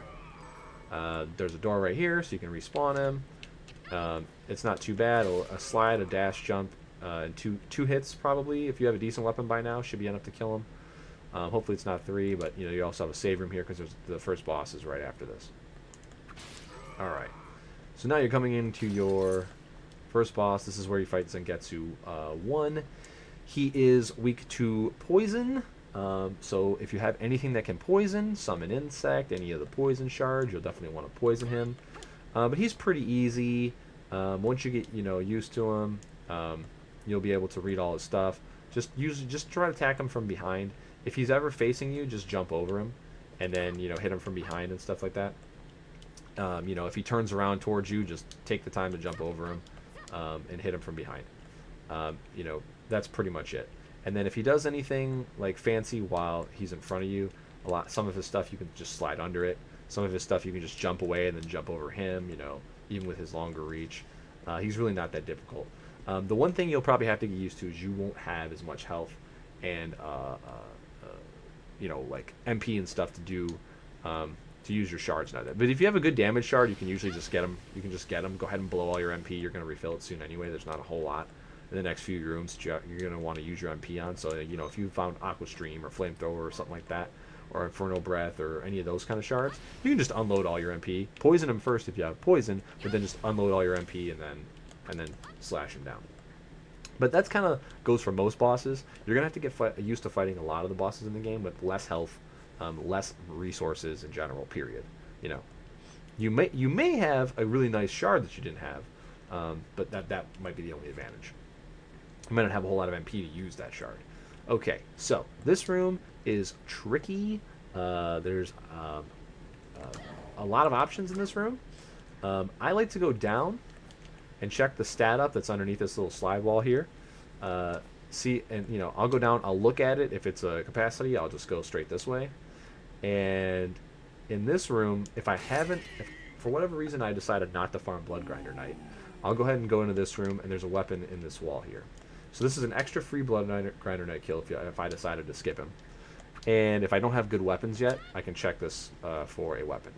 Both of these two things are optional. I feel like you might want to kind of feel like, okay, what do I want to do? What does the sea give me so far? Do I think I need extra health or mana? Do I think I need to check this weapon? What's going on? You won't be able to make this jump without any kind of movement in a base run, so you're going to want to jump up here onto the chandeliers. You can't go the other way because that's gated with craft work. And then there's a brown chest up here. A lot of people that are better, though, again, they'll skip this. I like grabbing it because it could be a potion or whatever. And then there'll be a stat up right here as well. You can check that before you go left. More free Blood Grinder Knight kills here. And then your second Sabnock for the quest if you have it. Again, sometimes you're going to want to skip farming stuff if you're in like a race scenario. I probably wouldn't skip stuff in like a regular just randomizer run where you're practicing, because you really want to get better at combat and get better at killing stuff with worse weapons and all that. But when you're going for speed, sometimes you just need to gamble, and sometimes skipping stuff and coming back and farming it later with more weapons, more resources is the better play. But if you leave like Dimension Shift there, then, you know, sometimes that could really hurt you. Okay, so this sprinkle wall is just a stat up. I usually skip this now because you want to go left. And then in this position right here is a white lamp, which is going to be your first movement shard of the game, potentially, or it could be a useless non-movement. So now let's talk about the white shards here. It could be any one of these 5. And shortcut is, you know, this thing where you can like make predetermined loadouts and switch between them on the fly. This is actually super useful in very niche scenarios where, like, you know, you have a complex boss fight where you want to have like poison weapon on here, or maybe poison shard equipped here, and then like damage stuff equipped over here. And if you get insanely good at menuing and setting this stuff up and, like, you know, doing it so where you can do it in a run and do it quickly, I mean, by all means go for it if you find shortcut. But a lot of us just get really good at using the regular menu, and then we just go in and switch, you know, because you can pause instantly. You can pause instantly, go in and switch this. I'm going to switch this to this item, switch this to that item, you know. So, and you can favorite items. You know, you can hit the favorite button over something, and then it will. Now when I come back in, you see how the ring is now at the top. You can do this with regular items in the potion menu. You know, you can do all that, and you can get really quick at menuing. So if you can do that, great. I mean, by all means, go for it. But oftentimes, it's a big miss when that pops up here. Deep sinker. This one lets you sink in the water. Definitely not what you want to see here because, again, we're very far away from any of the water in the game, and going through the water with deep sinker is really slow, and it's probably one of the last things you're going to do if you know you're just trying to do a run on your own, or if you're racing with somebody else and you think you're about equal skill level. Usually doing the slowest thing is not the way. Again, we go back into that gambling scenario. Now hopefully it's going to be one of these other 3. So double jump, invert, or high jump. So double jump lets you jump twice. See the little rainbow wings come out there? Let me just kill this mob so that we can use this space to kind of demonstrate. So as you can see, when you jump, you have that second jump. You can pretty much use it at any height.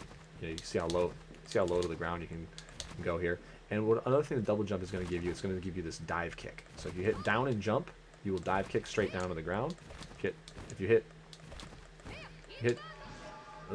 jump again,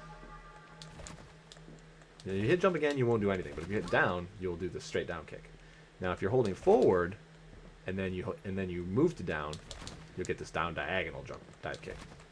And some of the fastest movement in the game is actually canceling these short double jumps into dive kicks, and then so on. Yeah, I'm not very good at it, but you can see kind of like how much faster that can be. You know, if you're good at it, you can jump again right as you hit the ground. Sometimes you'll get a slide, but if you have, like, say the slide, the strider belt, which is increased slides, you can actually combine that with this technique and get some insanely fast movement, because sliding is actually faster than backdashing if you have the strider belt on. So when you get the dive kick into slide with a strider belt, and then jump and then dive kick again into slide with the strider belt, you can get some really ridiculous and crazy fast movement going. Next option it could be is high jump. This is just up and jump. This is infinite, doesn't cost MP, and it doesn't have a complex input. When you're in the air, if you just hold the direction, you'll just float that way. It's great vertical movement, not that fast for horizontal. Obviously, double jump is faster horizontally. But it's really good nonetheless. A little bit easier to manage than, say, like Soten's version of this, the gravity boots. So yeah, that's good. And then the last version of movement that you can get is the invert. So if you hit down, up, jump, you will flip the castle upside down, and you'll be able to run around with the castle upside down like this. Now, this obviously lets you do some weird stuff because, you know, gravity still applies. So when I run off a ledge here, I still fall upwards, right? I fall upwards. So you can go into a lot of these rooms, like this one, you know, that are gigantic, right? And if you turn them upside down, oh, look at that, you're on the ceiling. So this one is a more late game version. It's a little bit slower than the other two, but it does get you into a lot of areas that the other two don't. There's sometimes little areas where you have to slide through, there's quite a few spots where invert's super useful, and it's the only way through. And there's also some tech with invert on like the end boss. It's a little bit easier to just invert when you get like the cat on the end boss, to not get hit by the cat's environmental attack and stuff like that. But so coming this way to the left, even if you get invert or you get high jump, at this point in the game without a blue, unless you have dimension shift or you have the Aegis plate for those spikes up there, you're not going to be able to go upwards. Okay, the zone that's up here is a very, very late game zone, Oriental Sorcery Lab. So you have to have a combination of things to get up into that area. Now, but what you can do, one of the reasons to come this way is if you got unlucky with that white shard, you got Deep Sinker or you got Shortcut, if you come over here to this room, some seeds in Randomizer have, for whatever reason, a safety built in. And there'll be another white shard that's the exact same of whatever you got in that room before. But sometimes there'll be an extra lamp in here with a red shard, with a little red hexagon, and if you break that, it will either be, I think it will always be invert, but I think it sometimes can be high jump. I'm not 100% sure, but it's kind of like a safety, so that it's like a soft lock prevention method. Instead of there being good logic in the game that actually just makes it so these seeds can never be generated, I think instead what they did is kind of like a band-aid, is they put in some of this soft lock prevention stuff. This also occurs with the Zangetsu Toe Sword, which we'll cover in a few minutes here. But yeah, so if you get a bad drop there, you always want to come over here and check for the safety. Now, if you get a high jump or a double jump, sometimes it's worth coming over here to check for invert anyway, because invert, again, opens up some areas that even this movement tech doesn't open. Like the back door into one of the zones underground that I mentioned super earlier before, where there's two ways to get in, Deep Sinker and Reflector Ray, or the other way is to have invert to get in. So yeah, that's a very important thing to know about that a lot of people who are jumping into the randomizer for the first time don't know about, so I wanted to make sure I covered that. Alright, let's get back over this way. Your next move is going to be to go right here. And, you got to deal with all these enemies. That's part of the game. Now, in this room, you have some options. If you got high jump or invert, you can go upwards. If you got double jump, you can also go upwards. It's much more difficult. You have to jump off these lanterns like this. Very difficult to do until you're used to the game and you're familiar. If you screw it up, you have to leave the room and reset, because obviously these lanterns are broken. So, and I'm not 100% sure, but I have rolled a couple seeds before where this is required. At least I think it was. I didn't super dive into it a ton, because that would involve farming a bunch of purple shards that maybe I had skipped, or it maybe, but if you farmed every purple, and there's another purple that's actually underground in the water that you can still farm without anything. So I didn't go farm that purple to see if it was dimension shift, or it could have been reflector ray or something like that. But yeah, can you kill these dumbass enemies here? But yeah, so how you do this is a little tricky. Okay, so you have double jump. So you have to double jump up to this. Now, nothing happens if you just land on the lantern. You have to use this downward dive kick that we were talking about before, or the angled dive kick. And then you have to jump again after you bounce off the lantern. So you can see I screwed that one up. So you have to go down, jump again, then jump again in midair, and then repeat that, and make sure you maneuver towards these lamps. You can also go this way, but that is possible, and then that gets you up here, and then you can take this door to the right. There's some stat ups up here on top here. Like if you need some health or mana, there's a potential for a drop up there. There's this chest over here. This one's a little bit too far away for me to bother grabbing. I almost never grab that one. And I think then there's a stat up in this little bell here. So if you want to kill this guy, he's got a lot of HP for what you damage you can probably do with this area. But if you want to kill this guy and try to get an HP or an MP there, you can do it. And then you can go this way, which is the top route, which is a little bit different. This opens up some unique strategies, but I want to show you the regular route first, and then we'll actually come back around here, and I'll show you what that route can do if you have the movement to supplement it, okay? So, you're going to come into this room here. I even like coming into this room sometimes if I'm going to go upwards, just because there's I think this is a weapon here, or it's like a this is a piece of equipment. This is an accessory check right here, and then we have a teleporter room up to the right. This one you won't use as much as a lot of the other teleporter rooms, but it is nice to have. So sometimes I'll come in here, I'll clear this out.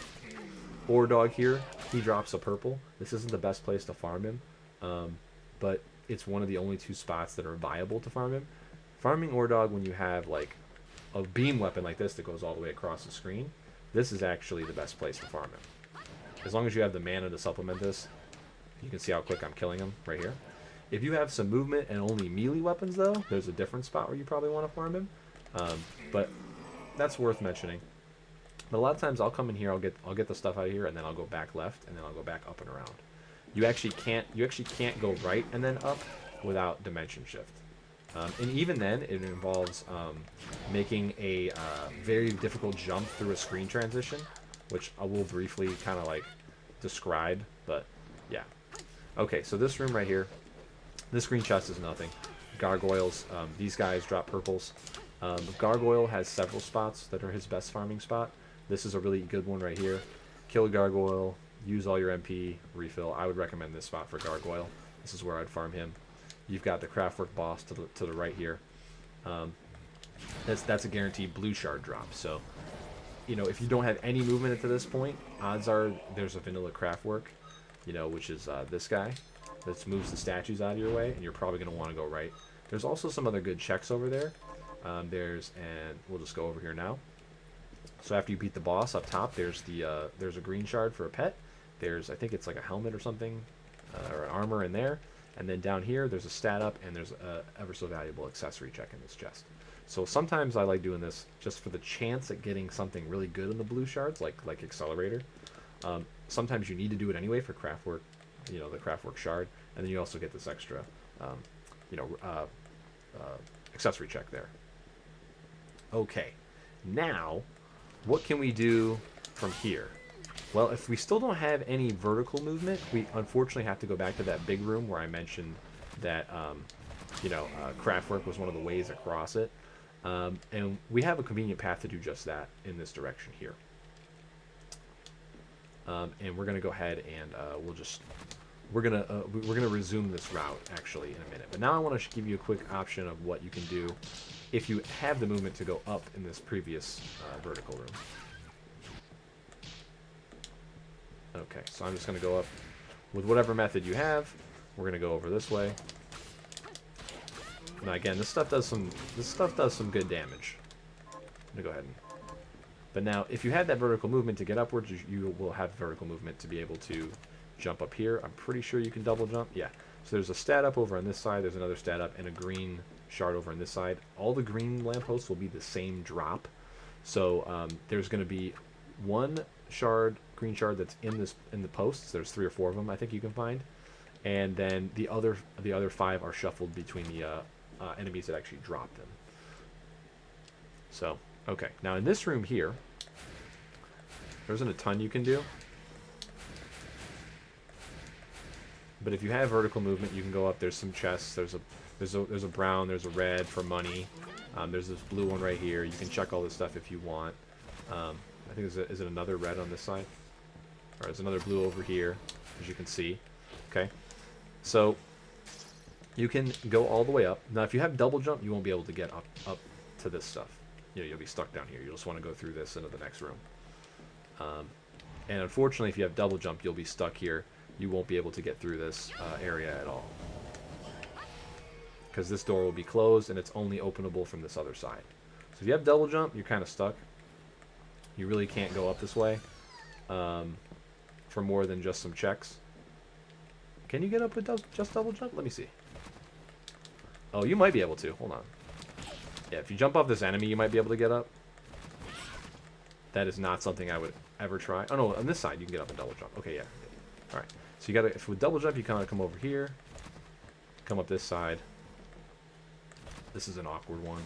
This is very slow. It's much slower with double jump, right? So you got to kill these guys, then you can jump up here, then you can jump across and go across this room up here. If you have dimension shift, you can just go through the bottom. You can just teleport through the door there. and then keep going. But once you're in this room here, you're now next to another one of the game's bosses, or you will be. So there'll normally be bells here that you'll want to jump on. The bells will fall. They'll open this passage this way, and then they'll open this. This floor will be open, but you'll need to slide on it to crack it open. And this is one of the main appealing reasons to come this way if you have the movement tech.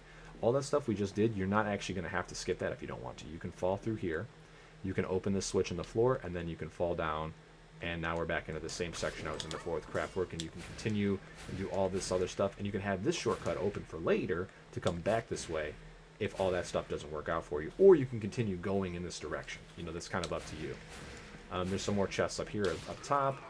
I think there's a stat up in this bell right here. Yep. Right? And then, then you can make another routing decision from here.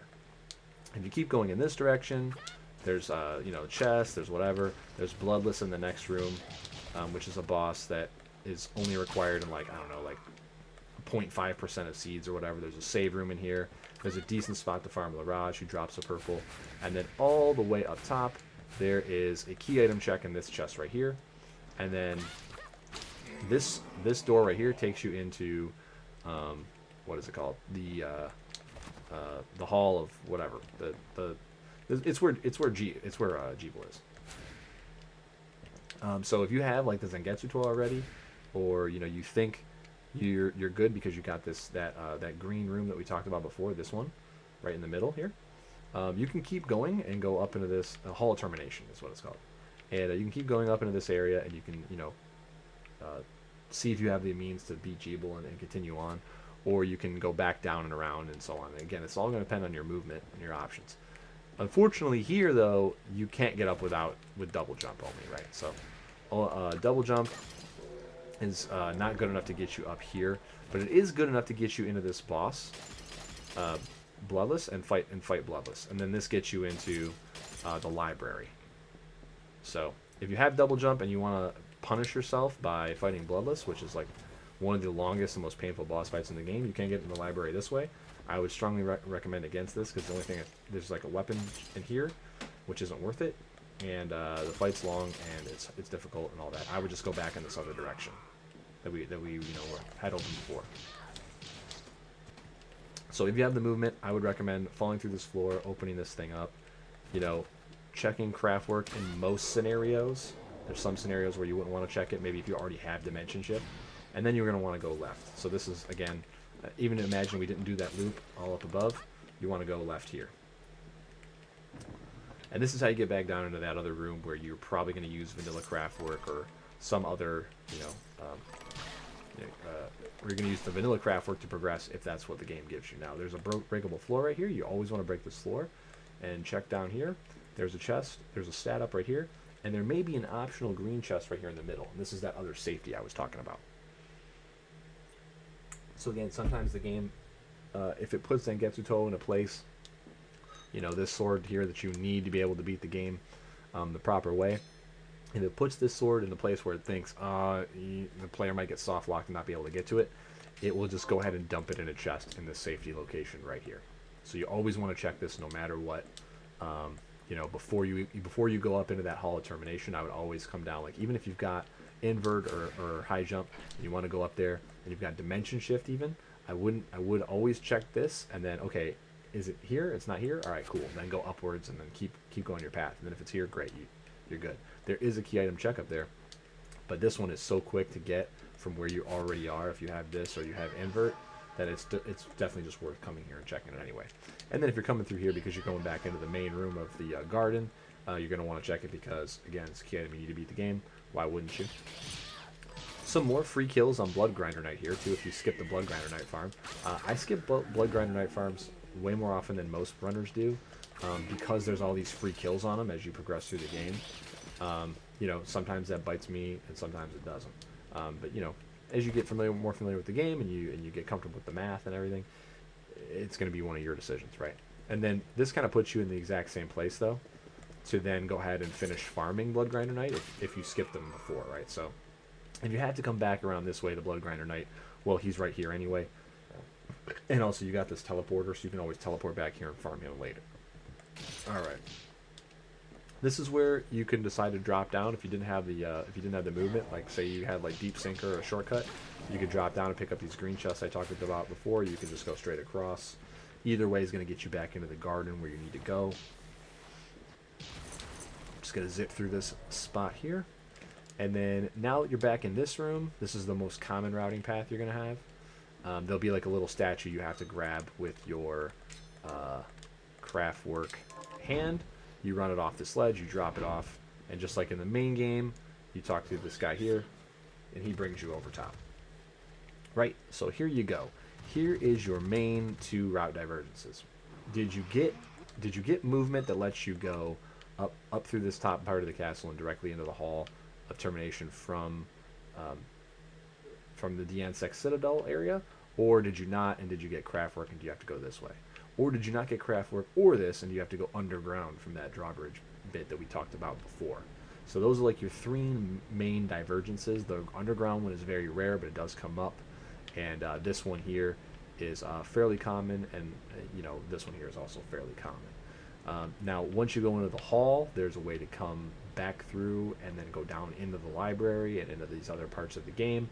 And then this path that we're on right now, which is closest to the base game as you would follow. This also has, we're going to go up through the library, we're going to go up through the towers and then into the library and then into the hall where Jeeble is, right? Okay. And then also on the other side here, we have a alternate path to go down underground into this area. All right, let me re-equip Accelerator. Okay, so there'll be a stat up here on this ledge right up here. Then there'll be an armor chest right up here that you can check as well. I like checking that stuff. I like getting Aegis Plate, and having it. And then we have a teleporter room right here. You always want to pick this one up, just in case.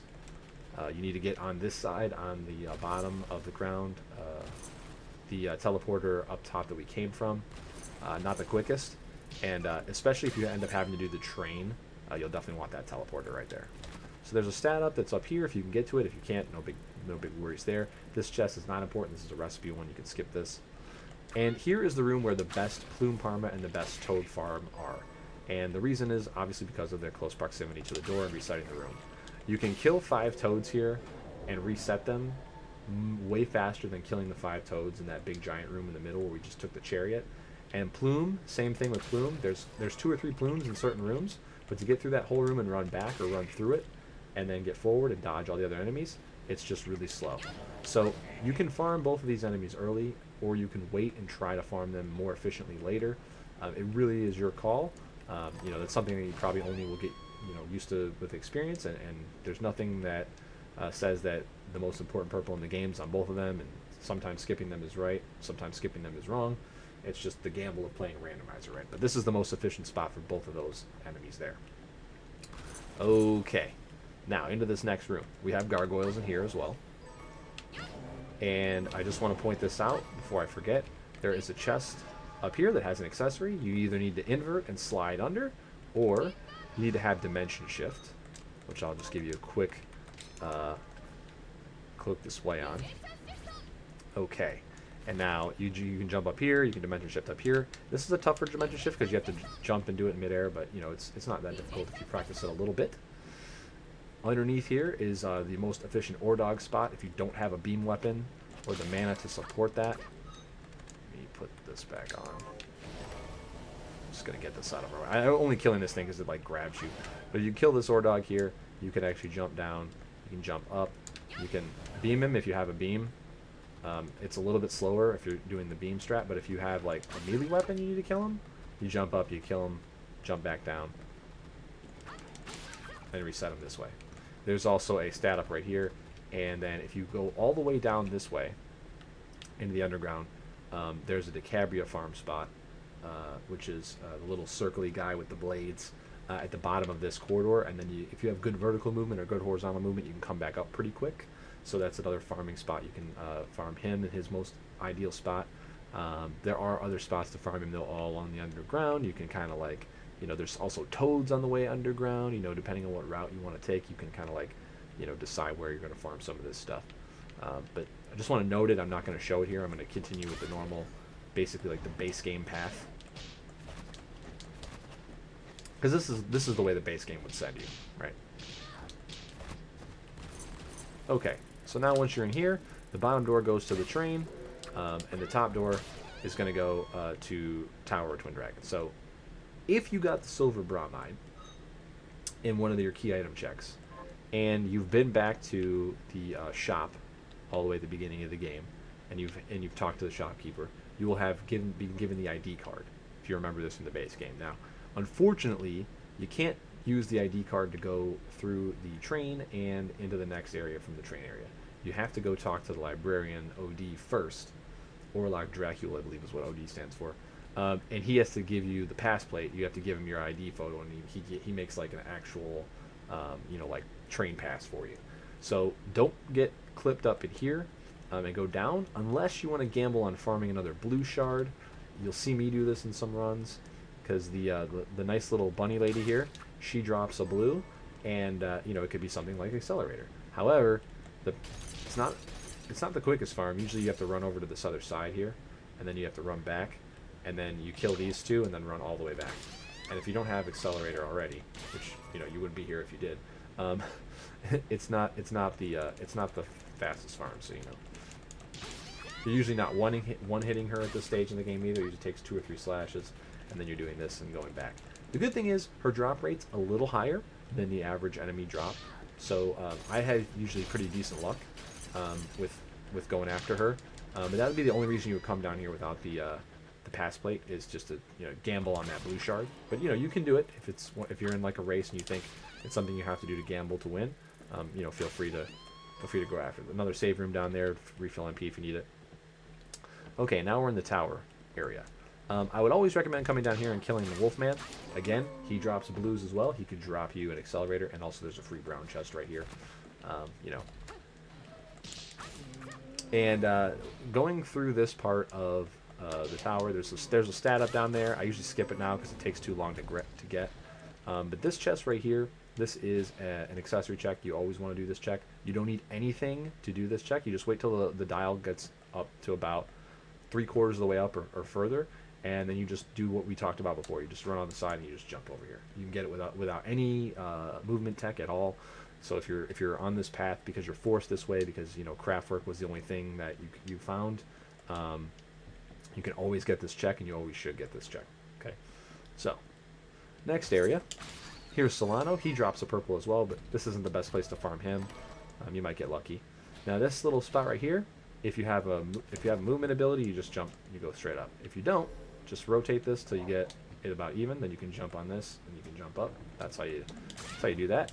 Always go to the right first here, because you have an accessory check in this chest and a weapon check in this chest. And then from here, you almost always want to go left. Going up is very slow, but if you don't have any good purples yet, and you have like invert or high jump, double jump you can use as well, but getting through this area with just double jump and without Aegis is kind of rough, because you have to like damage boost through the spikes up there. I wouldn't recommend it, but you can go upwards here.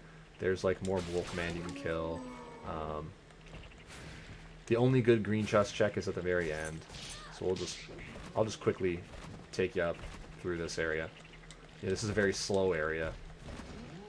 Okay, very slow to get through this.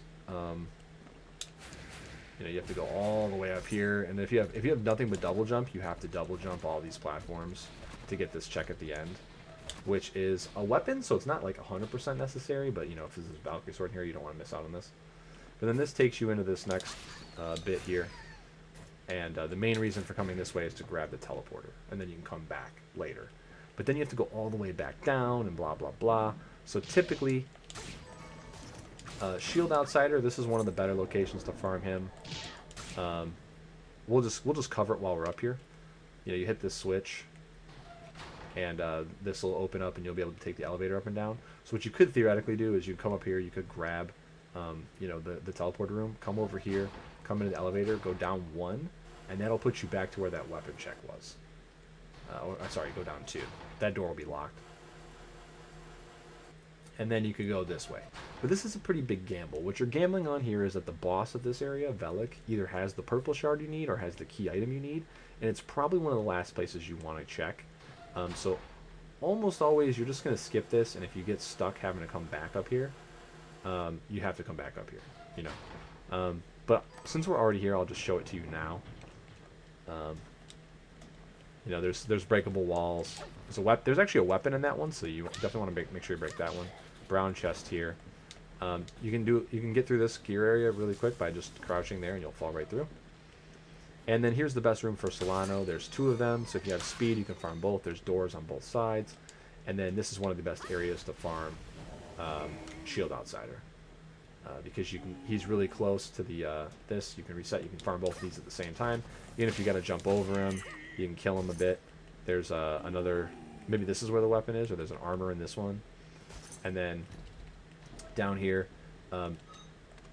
this, if you have Dimension Shift, is a weapon chest. There's a weapon chest right here. This is where Valkyrie Sword is normally in the game, and that's why it's in the item pool.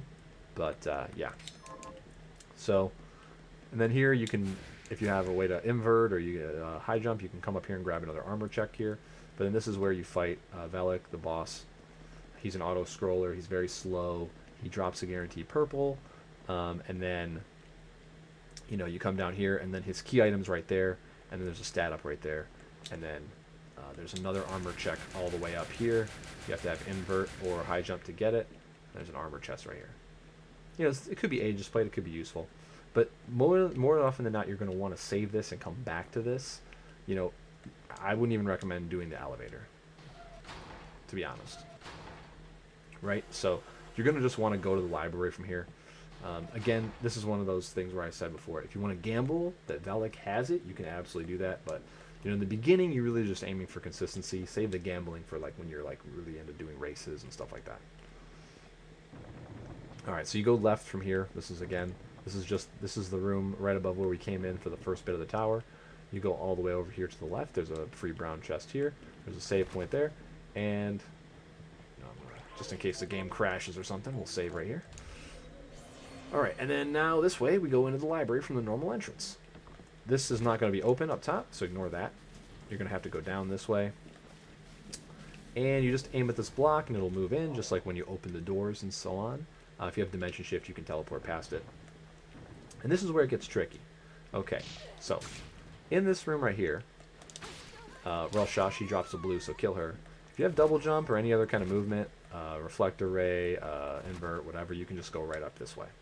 If you're on the craftwork plan and you unfortunately were stuck with that and you don't have any way to jump up or down, you have to do this stupid little movement puzzle like you had to in vanilla, right? So you have to pull these drawers out from the wall, and be careful because you'll put them back in. It's really dumb. But you have to jump up here and then across, and this will put you on this ledge, and then you can just jump over, right? So there you go. Make sure you go to left here through the bookcase. There's an accessory check right here. You need to get this every time. And again, these accessory checks, if you get Jeebel's glasses and these accessory checks, you can pretty much go ahead and skip them after this.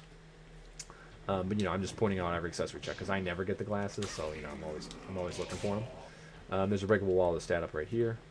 You're gonna go up, and then you're gonna go left. This is gonna get you to the boss section and where OD is.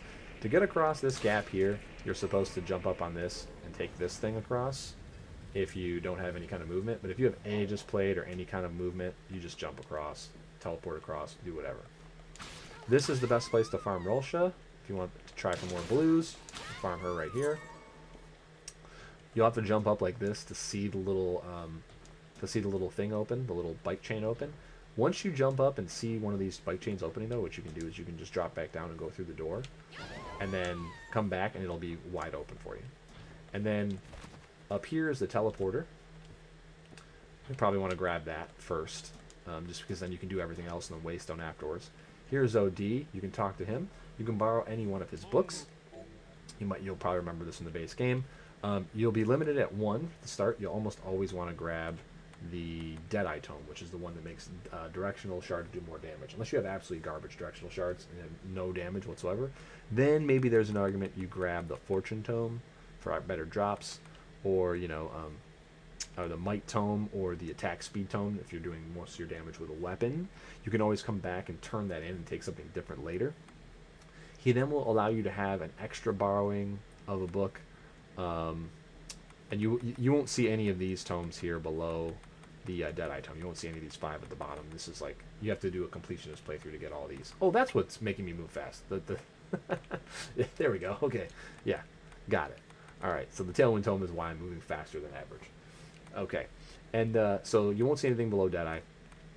And the way you unlock extra books is you have to take 2 green teleporter runs out and then a 1 back in for a total of 3. So a lot of times what we'll do is we'll do jump up there, or we'll do a waystone, and then the waystone will be back at the town. So then we'll go town to any other teleporter, and then that teleporter to here, and then you'll be able to grab a second book. And typically what you're going to want is you're going to want either the Sage's Tome for your all your shard damage, which is the most DPS. You'll want a Fortune Tome for luck if you haven't got all the drops you need yet, and then you'll want that Deadeye Tome for the extra purple. If you already have the purple drops you need, and you already have like the gear you want, you can just save time and not grab the 3rd book and skip the Fortune. Some people don't believe in luck and that it works, so they skip this anyway and just go with Sage and with directional.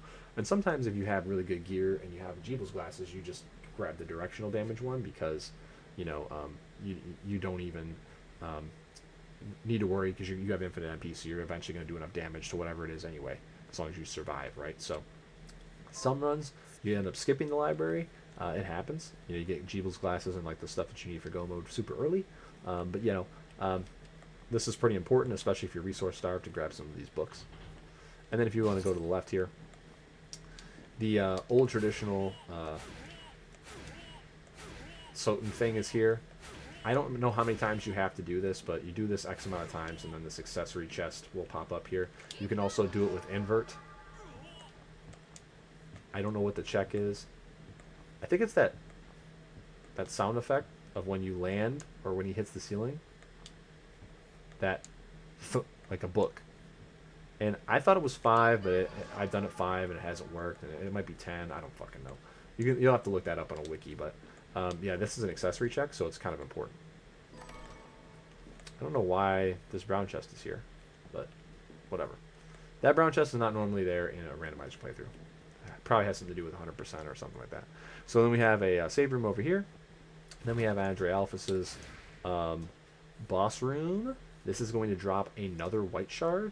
I've almost never seen it drop not a movement ability, but I have seen it like once or twice where I had shortcut or sinker, and then it dropped shortcut or sink the other one. So if that happens, then you have to go underground. You have no choice. And to get your first white shard, you have to beat Albert, which is awful.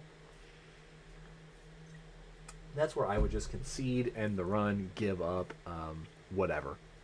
But it can happen. It has happened before to me. But typically this is where you actually get your movement, and the game will open up for you a bit. And that's a helmet up there. So if you still looking for good head pieces, you can grab this. As long as you actually did get a movement shard. I guess if you didn't, you still can't get over with a slide jump or like an edge jump. So, she's also vulnerable to poison. Go ahead and poison her up as well if you have it, and then just mash her out with damage. I'll leave you to figure out how to beat bosses on your own. Now, with Reflector Ray or Dimension Shift, you can go this way to go upwards in the library. If not, you got to come back over here.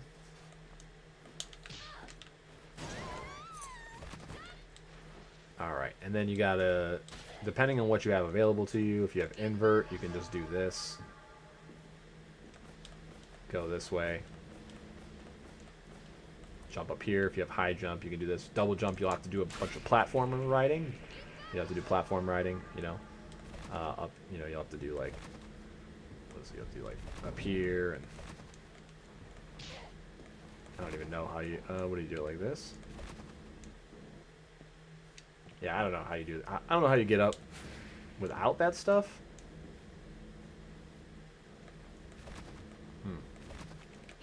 Well, if you have just invert, you can get across. You just run across. How do you get up without it? I don't know. I guess if you only have double jump, you can't get up this way. Yeah. So if you don't have double jump, if you only have double jump, your best bet's probably to go back around like we talked about and do this route through DCC to get into Livre, because what this does is takes you back towards, you know, the Tower Twin Dragons, so you can go kill Valak. Because normally you go kill Valak, and then I think you get Brahmide from there, and you go do all that stuff, and you know they kind of bank on you not knowing how to use double jump to get up through the Citadel. So then, you know, I think there's a head piece in there. You can't get that without Reflector Ray or Invert or Dimension Shift. But yeah, you're gonna go through these rooms and stuff. You might have to ride on platforms. Okay, and yeah. Right, you want to go this way and up.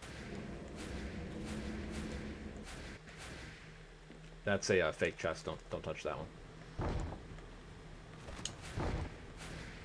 So breakable ceiling here, where there's a helmet headpiece right there. All right, now this way is to keep going into the next area and into the hall, but this direction will take you into a room with another.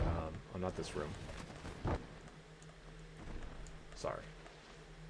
Take you down through this area that nobody ever goes through. Okay, let me get back down through here. All right, so we're back down into. Let me take you. So into this room, right? Let me take you back. So we basically done a big loop here. Right. But if from the teleporter room, if you can get through here with you know, Reflective Ray, Dimension Shift, you'll want to take this route instead, and then you want to jump up here, and then this is your best place to farm Laraj for his purple, or her purple, or its purple. Right? So this is the best place to farm for here. Now, also, if you're going this way, you have another accessory check available to you. If you don't have Jiva glasses yet, of course, which is to go all the way over here. And then this breakable wall right here has an accessory in it. And from here, you can actually go up and around if you have invert. You have to have invert to get through here. See how this? I think you can get through here with a reflector ray, dimension shift, but otherwise you have to have invert, and then you invert and you slide. So if you don't have that, yeah. So dimension shift, reflector ray. Yeah, I guess with double jump you could double jump on these platforms all the way up, right? Let's make sure it's doable. Yep. Yeah, and then you should be able to reflector ray through this. Let me see if you can. I have reflector ray. I don't know why I don't just test it out. Yeah, so you can reflector ray through this. So if you can get up this way, you can get through here. Whether you have invert or not, right? Or if you have invert, you can do it a little quicker. And then you can come in this direction. And you'll just have to go through this room. And then you'll have to go upwards like this. And then you'll have to, you know, use dimension shift or reflector ray, or you're jumping to get up here, right? And then go this way. And up and over and around into this room. Or you'll go the other way around that way if you didn't have dimension shift or reflector ray, and then, or invert, and you'll come up through this way, and then you'll go in this direction. Oh, I actually need to just grab some health so we don't die embarrassingly. Okay, and then this is your other alternate way into the library. Remember how we talked about the library, or I'm sorry, not the library, but the Hall of Termination. Remember we talked about Hall of Termination way, way before? There'll be an Abyssal Dragon here. You got to kill him. Hopefully they get lucky and he drops a purple. He ends up, he's not 100% drop, but he ends up showing up in a later area of the game where you can farm him for his purple. And then we've got, now we're into the Hall of Termination. Okay, so there's a stat up right here. If you have Dimension Shift, you can go ahead and go on this, what is called Top Route, which will take you through here. This door will be closed, but you'll be able to Dimension Shift through it, teleport, and open this switch right there. Okay. If you don't have Dimension Shift, you have to unfortunately take the long route, which is go around, go down all the way through here. Nothing really of note, treasure chest wise. There's like a weapon somewhere in here, but it's so far out of the way I wouldn't bother checking it. Okay. You gotta go all the way up through here.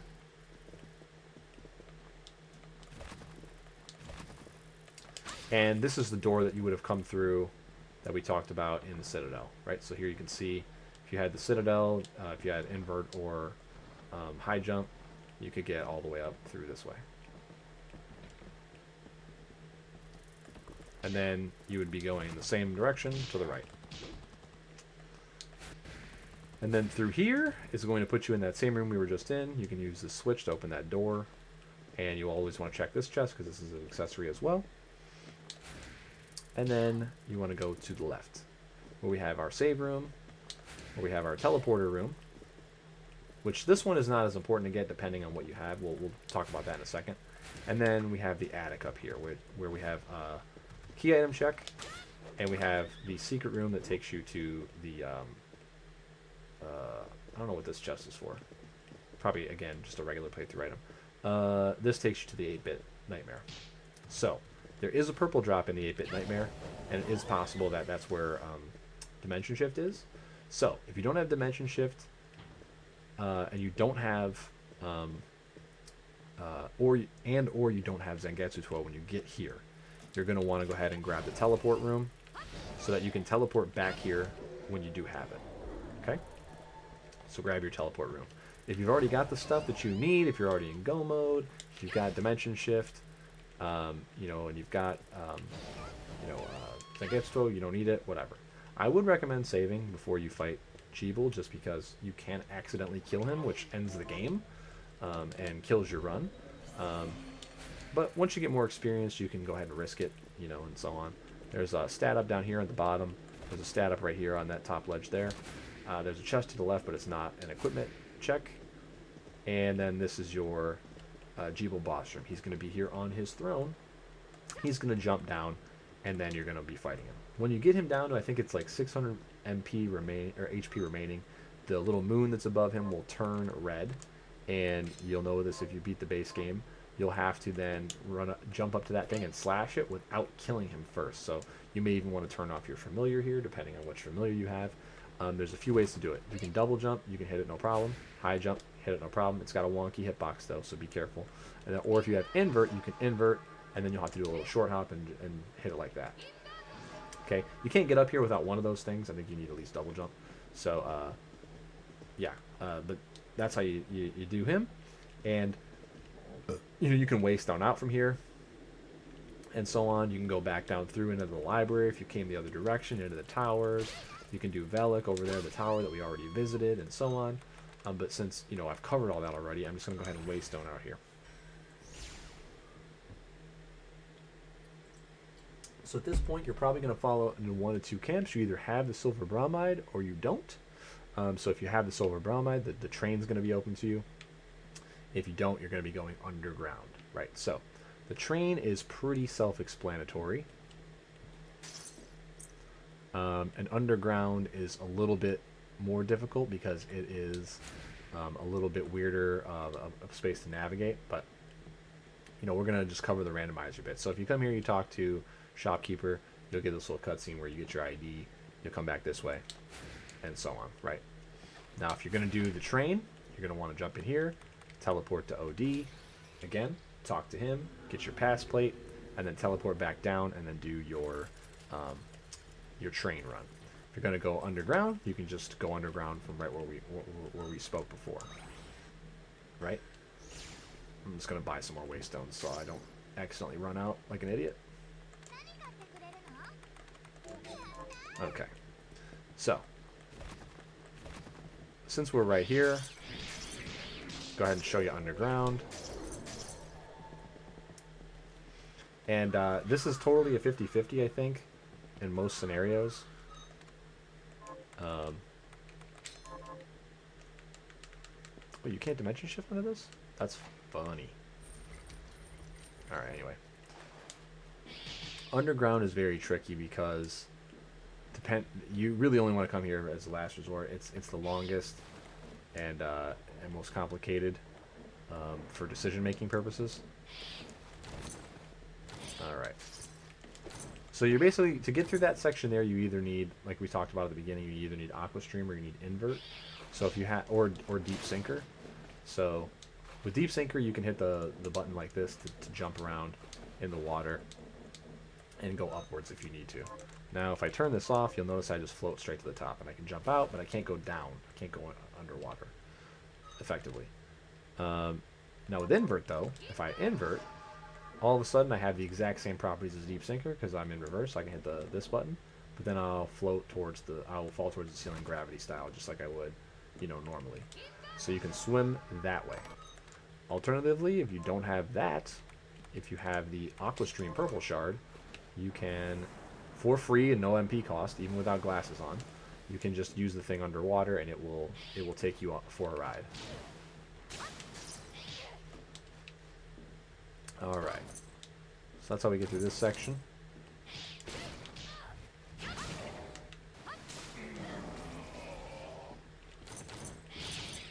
Now, going left here takes you to the section where I mentioned that you need the Deep Sinker and the Reflector Ray. And we'll show it just so that you see it. But you almost never are coming here. You're never coming in this direction without that as your goal. Okay? So we'll turn Deep Sinker on.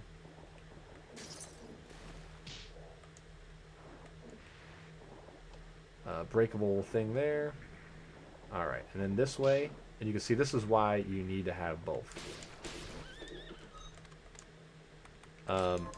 If you have Dimension Shift, you can go through.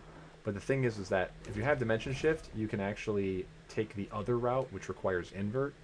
And I'm pretty sure you can do anything in the game with Dimension Shift that requires invert. So, this is, you would just go the other direction, which is a much faster and smarter way to go because you don't have to go through this whole other section of the game to get to the purple shard that's in the volcanic area that you want to farm. And it also will take you by the one purple shard in the desert area that you want to farm. But yeah, normally this is how you would get through here.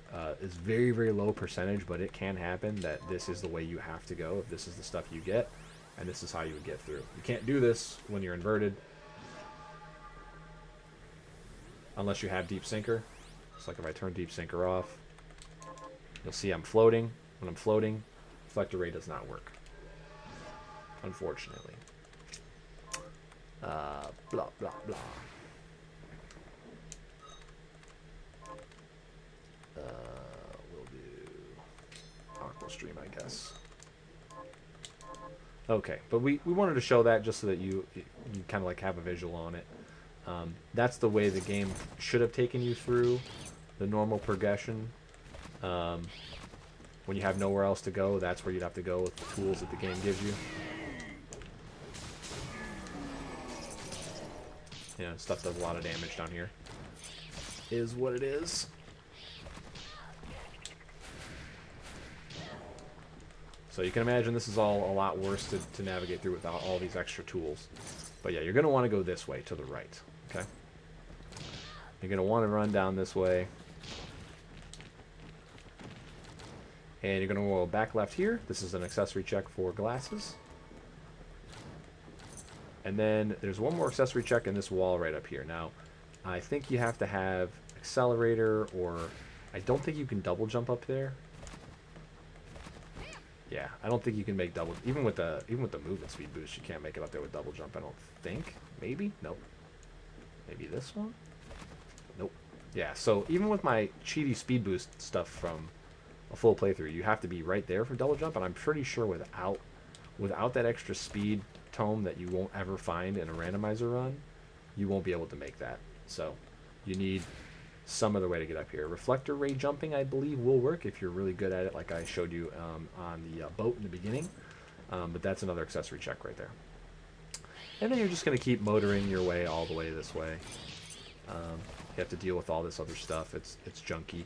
There's equipment checks along this route, but they're all out of the way and they're not worth going after. Going upwards here takes you into a different way to get down here. Going upwards at the beginning of this long run takes you where you could use Bloodsteel to get through. We'll talk about that in a second. And here's a purple farm right here. This is Disamaz. This is probably the best. Or any of their pits, really. There's several of them. They drop a purple. And then if you also need to farm the Cabria, say you didn't farm the Cabria on the other side, what you can do is go across,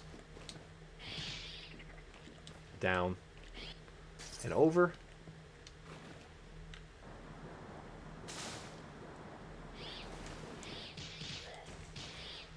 And you eventually get to a room with a Decabria in it, right here. So this guy right here. So you can farm him right here if you don't have the ability to get up this waterfall, though. So you have to have something to get up this waterfall if you want to go back up on the other side.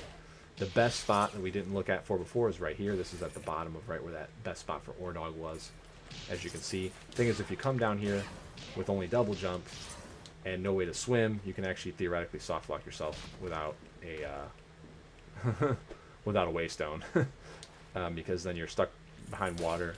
I don't think you can get up. Yeah, I don't think you can get up any other way. Are you soft locked? I just want to see real quick if you're soft locked here.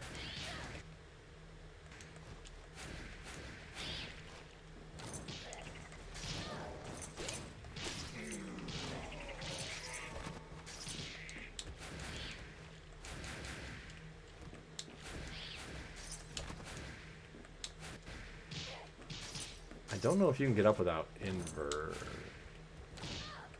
Okay, this looks like you're able to get up here. Oh yeah, see, okay, so you can get up with double jump, it looks like. Okay. Yeah, so if you fall down there and you go down there and you fall in the waterfall, even with double jump, you'll be okay. But you could be there without double jump, and that's you know, like I said, if you don't get double jump until Andy or Andre Alphys in the library, or you don't get invert or high jump right there, you could theoretically be soft locked if you don't have deep sink or aqua stream. So you come back in here, you can open the switch from this side. Yeah, let's go back down.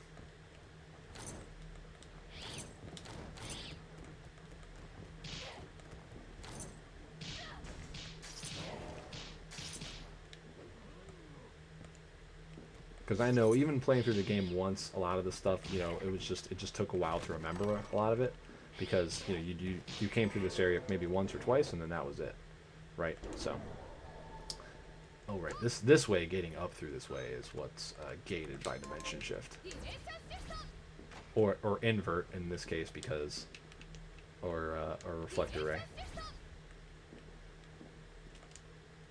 right? Okay, so now we're back to where we were.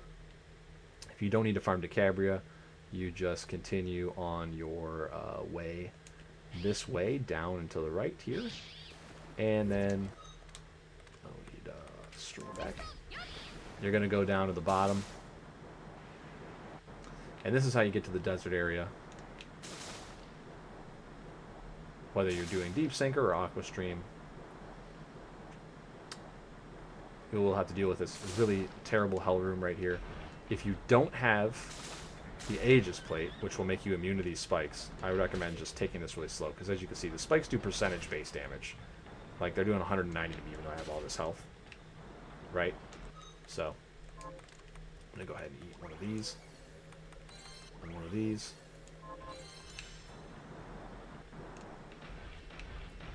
But if you have the Aegis plate, you'll take 0. Even if you do take some damage through this section, you do have a chance at a health. There's a health. There's a stat right stat thing right here. So hopefully it's a health for you. If you took some damage. You just want to keep going through this area.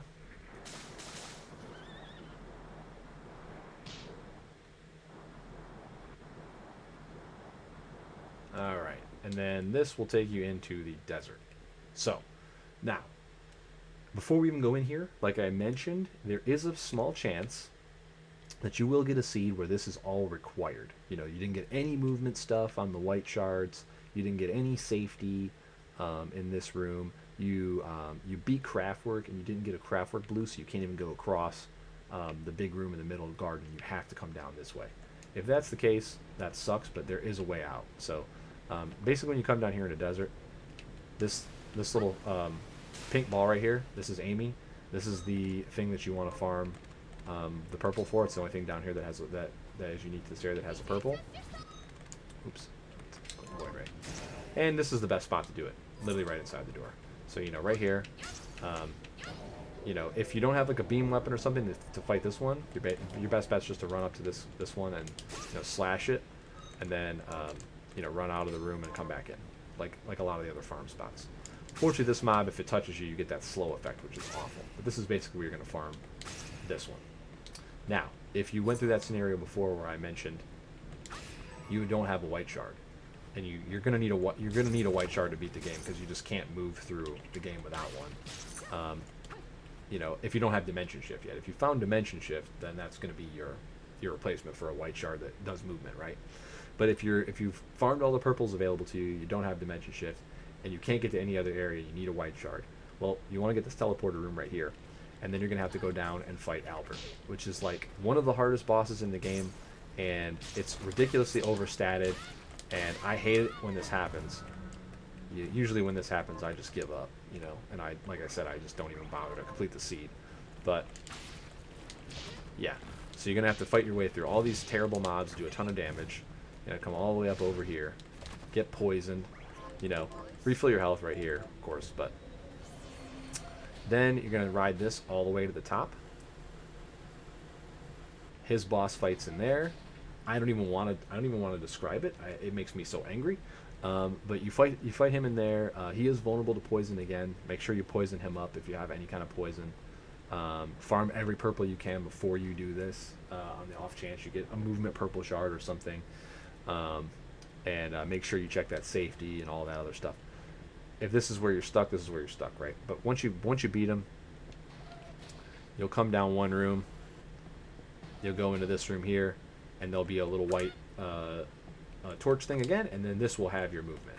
You know, if you've been through a seed that has no craft work and no movement on the other white shard. Okay. Then I'm gonna go back to that room we were originally at.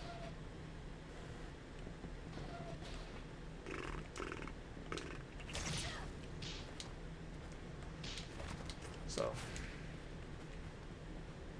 Oh yeah, this is the long way around, but is there a chest right here? No. Yeah, whoops. Alright. This is all interconnected.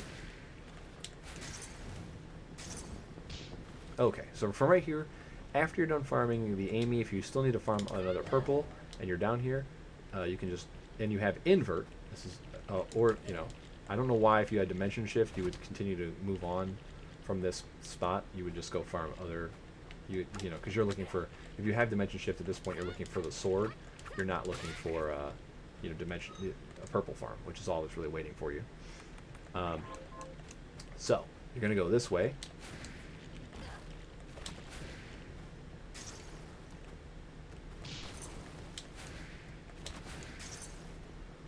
And across. And now there's a few spots you can stop in on for some item checks down here. You can go all the way over to the left here. There's a treasure chest at this guy's feet. Or not this guy. Sorry, my bad. Not that guy. It's up here.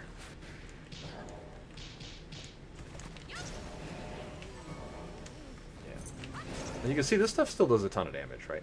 So this is an accessory check right here, but you have to have Dimension Shift or Reflector Ray to get it.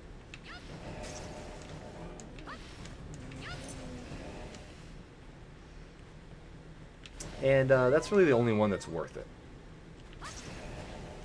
In the desert, anyway.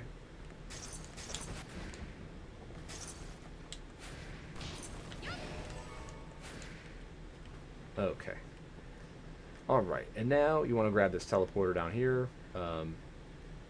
Probably, like, if you're only looking for a purple farm, you maybe don't, but if you are maybe looking for, like, say you don't have enough damage to beat the end boss and you want to do some of the, there's 3 accessory checks in the volcano area, you might want to grab that just in case you can't kill some of the stuff, or you're like, you know, if things get sketchy, and then you want to come back here.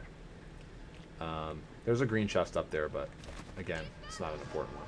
There's a scarf and some other shit. So this is how you get through without Dimension Shift. This spot you have to invert and then slide through. This is the back door in. This lets you skip the boss fight, and lets you farm the mob that drops the purple shard here and his best and fastest spot. There's a free brown chest over here through a broken wall. But you run down this room to the bottom. Here's Volcano Mort. This is the best spot to farm Volcano Mort. He's the only purple that's unique to this area. So this is where you want to farm him. Now, I'm not going to take you through where all 3 of the accessories are here. You can go look those up and stuff. But if you're really hunting for Jeeble's glasses, again, like that one I showed you in the library that's kind of out of the way, if you want to gamble on it, you can gamble on it. You can even go back and find that, do that one in the boat, that I mentioned before. That's right in the beginning. If you're hunting for like Jeeble's glasses to get damage or something like that, if you don't have MP, if there's not a good amount of recovery in the seed, you can try to get these and farm these, and that's probably when you'd want to grab the teleporter room and so on. All right, now let me go ahead and just real quick. Actually, you know what I'll do is I'll buy some potions, and then we'll refill our health, and then we'll go over to the train. So the other option that you have there, where there's also several purples, there's a couple accessory checks, there's a boss fight, and so on, is the old train. So let's head back over this way.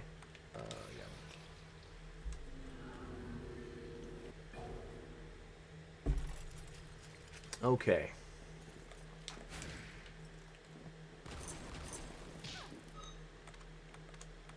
What did I do?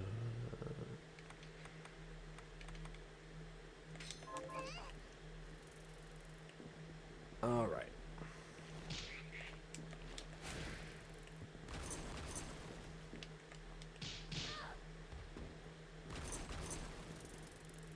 Okay, here we are. The train.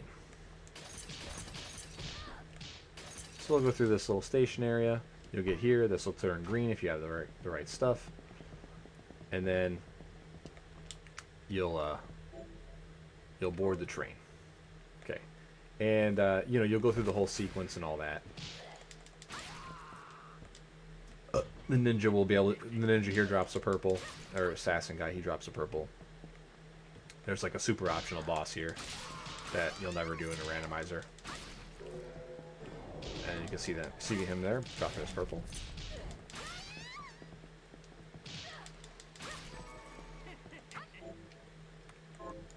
And after you fight the boss and he drops his guaranteed purple, you will pop out on this side. And you're going to go through this whole section here. There's more assassins if you want to farm them. Save room, of course. This is the last spot you can farm these guys for their purple, so go ahead and farm them up. There's a stat up right here in this broken wall. Alright. And eventually, once you've got the purple from this guy, hopefully you got it on the train for free. If not, hopefully you got a quick farm. You'll now be in this lab. This Bomber Mort guy, he drops a purple as well. This isn't the best place to farm him, though. This little fairy chick, she drops a blue. You'll just want to go through this section, as normal. Through here. You've got a save room right here. This is a good spot to farm the bomber guy if you have a beam weapon. There's also another good spot to farm him after the boss. So then here's the boss where you normally would get Reflector Ray. You'll fight him. He'll drop a guaranteed purple for you as well. And then you can go ahead and farm the Bomber Mort right here. This is a breakable floor. There's an accessory check down here. There's a stat up check. This is a really easy spot where you can just kill the bomber. You can even get a couple kills in on CD here. Try to get your blue, Right? And there is a teleport room to get out or get back in if you ever want to get back in. Shouldn't need to. This stuff should drop for you pretty easily. And then you also have an accessory check right here, but again, you need a Reflector Ray or you need Dimension Shift to get to that.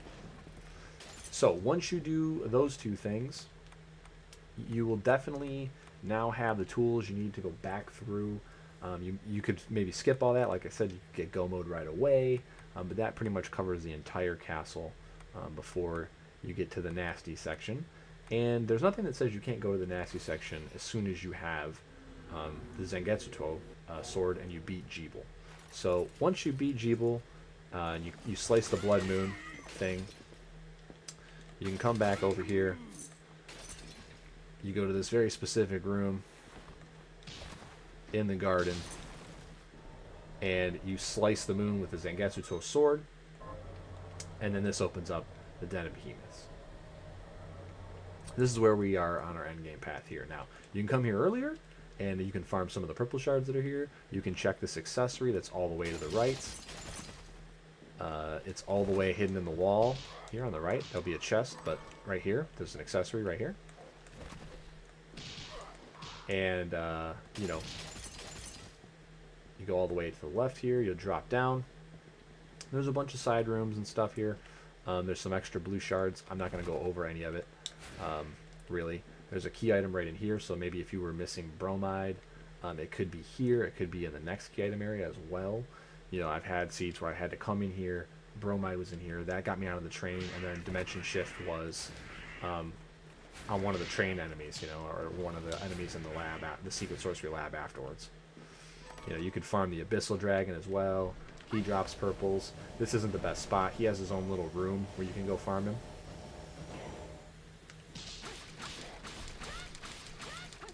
But yeah, he drops purples. Come in through here.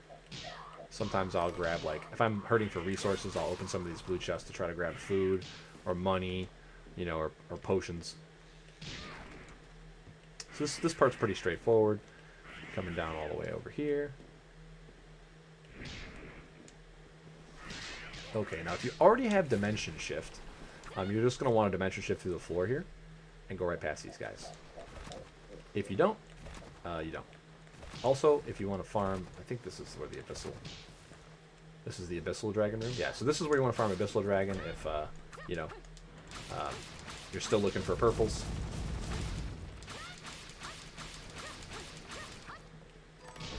Take a seat, Bubba. Jeez. Right. It's always fun. Alright, I'm just gonna refill my health again here.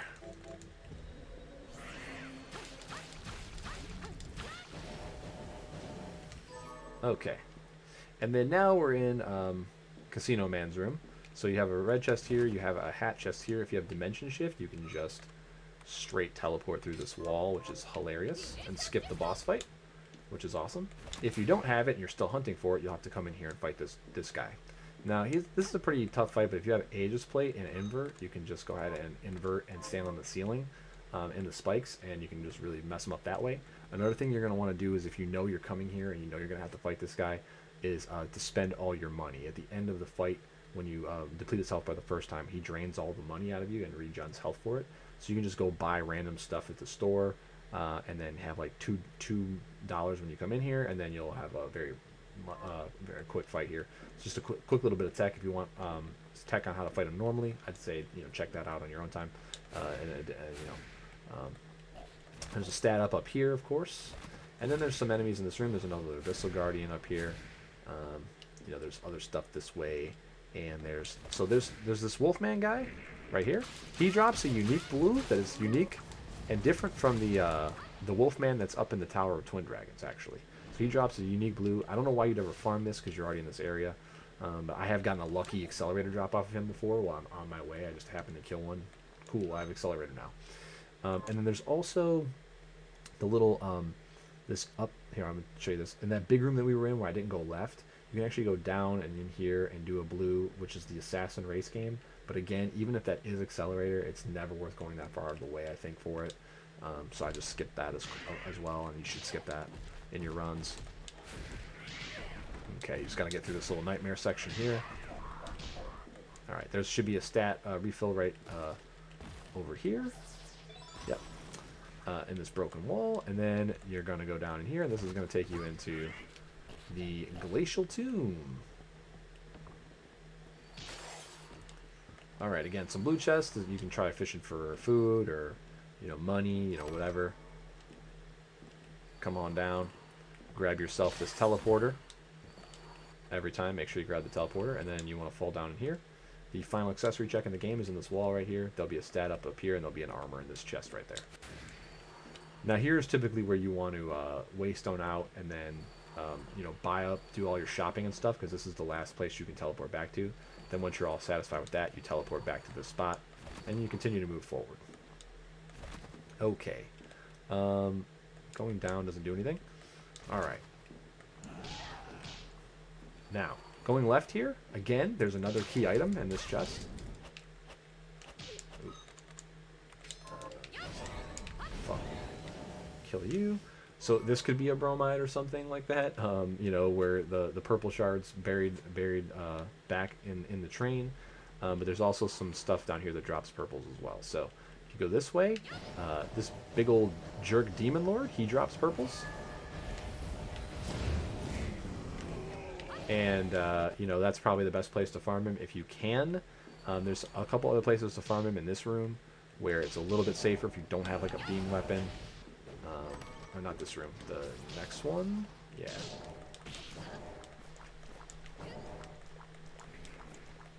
So it's a little bit safer to farm the Demon Lord in this room here. If you don't have the, oh, he's not in there? I thought he spawned in here. Alright, well, maybe he doesn't. Anyway, yeah, so Gremory, the boss right here that normally drops Dimension Shift, she's here. If you, this is probably the last check you want to do, or second or third to last, other than the secret optional bosses, which we'll cover in a few. But yep, that's where that is. You can farm the Demon Lord. That's another purple. Like I said, that one there really is no best location. I kind of showed you what I think is the best location, even with dealing on the other stuff in that room.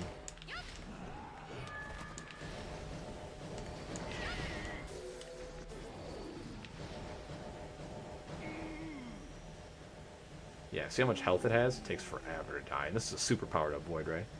So hopefully you don't get a seed where that's what you have to do. But then you're going to go left from here, and this is where you go on and beat the game. And this is why you need Dimension Shift. Of course, you probably remember this in the base game. You have to have Dimension Shift to teleport through here and get to the M boss. So now, what happens if all of that still isn't working out for you? Well, there's one last part of the game that we ignored, and we're going to go check out. I will give a quick mention as well to the part we skipped. So if you do the Deep Sinker and Reflector Ray thing, you have to go through this whole other lab with a boss that drops a blue called Doppelganger. That takes you around through the volcano bit. There's a bunch of volcano stuff to do. And then there's another boss fight in here, which you also have to do if you want to farm the accessories and so on. So and he drops a white shard as well, I believe, because he normally drops invert. So yeah, like we skipped all that. You should never have to do that unless you're stuck going through the Deep Sinker and Reflector Ray gate, which I have had happen to me once before. It's hilarious. I just gave up. But now we're gonna go check out the lab, the OSL lab. All right. So, is this the closest? Yeah, this is the closest. All right. Now, this will open up arbitrarily again at some point in your playthrough. And it's risky going here because it's the most dangerous area in the game. And, you know, this is where you actually normally would have to go to get the Zangetsu sword. I got Zangetsu sword, Zangetsu Quo. But come back over here towards the safety room. And so you have to get by this Iron Maiden. Now, you can do this with Dimension Shift. So maybe you're coming here because you need the Zangetsu Toe sword, and the only place that you haven't checked is in OSL on Zangetsu 2.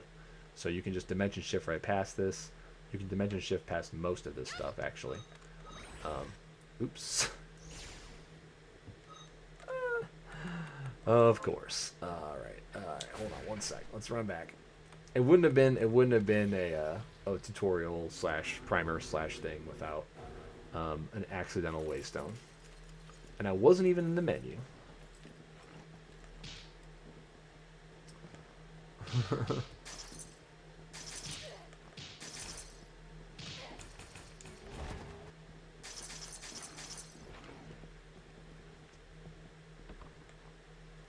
Okay, first of all, you have to have a way to jump up there. So you either need double jump, or you need invert, or you need high jump to get up there, or again, Dimension Shift, which kind of invalidates all of that stuff. So you can Dimension Shift past this thing, and then you can jump up here, and you can try to Dimension Shift through this, but it's very difficult if you don't have the Aegis plate. So what you really want is, before you even try this, is the Aegis plate. This will get you through. If you want to do this without Aegis plate, you can absolutely do it. It's just you have to damage boost perfectly. You have to have a bunch of recovery stuff, you know, and you have to make sure that you have enough base health to get through these longer passageways. I wouldn't recommend it for your first time, or you know, when you're new to the game. If you don't have dimension shift and you're looking to farm the purples up here for dimension shift, you're gonna have to have craft work and move this out of the way, or you're gonna have to use the old Gale Crawler tech, which I mentioned earlier, to get that out of the way. All right, and then once you're done with this, you're going to need a way to get up to the room. I think this is just a head check over here. But then you're going to need a way to get up to this ledge and into the actual area. This part's pretty straightforward. You just go down and over. This guy, Haganetti, he drops a purple. I don't remember what's in that chest, actually. Oh, it's a scarf chest. Okay. So I wouldn't probably stop to ever check this.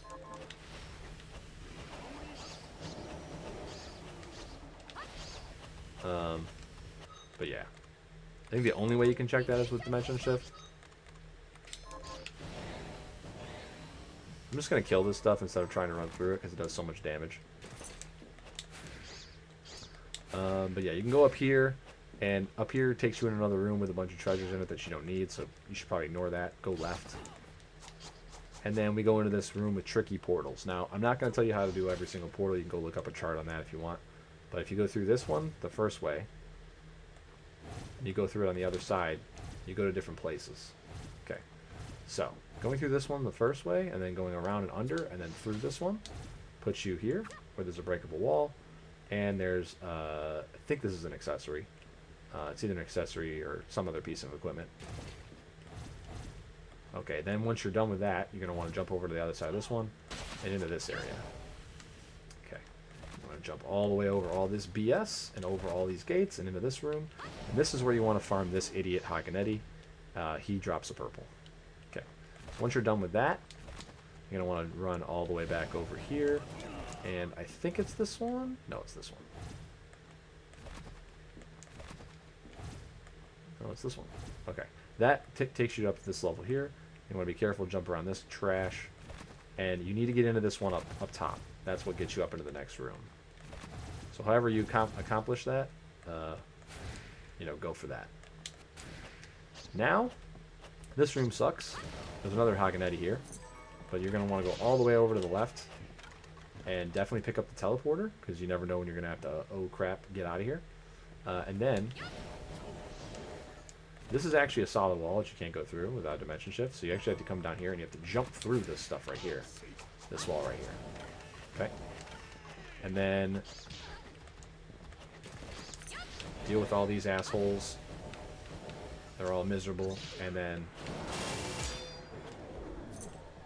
this right here, Kamikaze, this big cat, this one drops a purple as well. This is probably your best place. You do unfortunately have to deal with this jerk coming up. But the other room that she's in is in the middle of the room, and it's really, really long. So I'd probably farm there. You got a stat up in there. Just going to go ahead and kill these guys. So that's your main two purples here. Your other purple is going to be this Carpenter boss fight. This is an optional boss. He spawns a bunch of demons. It's pretty awful. Like, I'll do it real quick, I guess. Just for because there's no reason not to, I guess.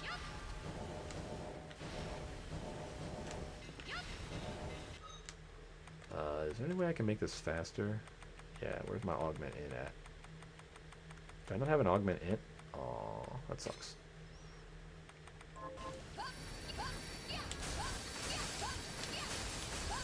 You can see he summons these demons, which is awful. Oh, Chisel Barrage will be faster. So he uses his own shard against him.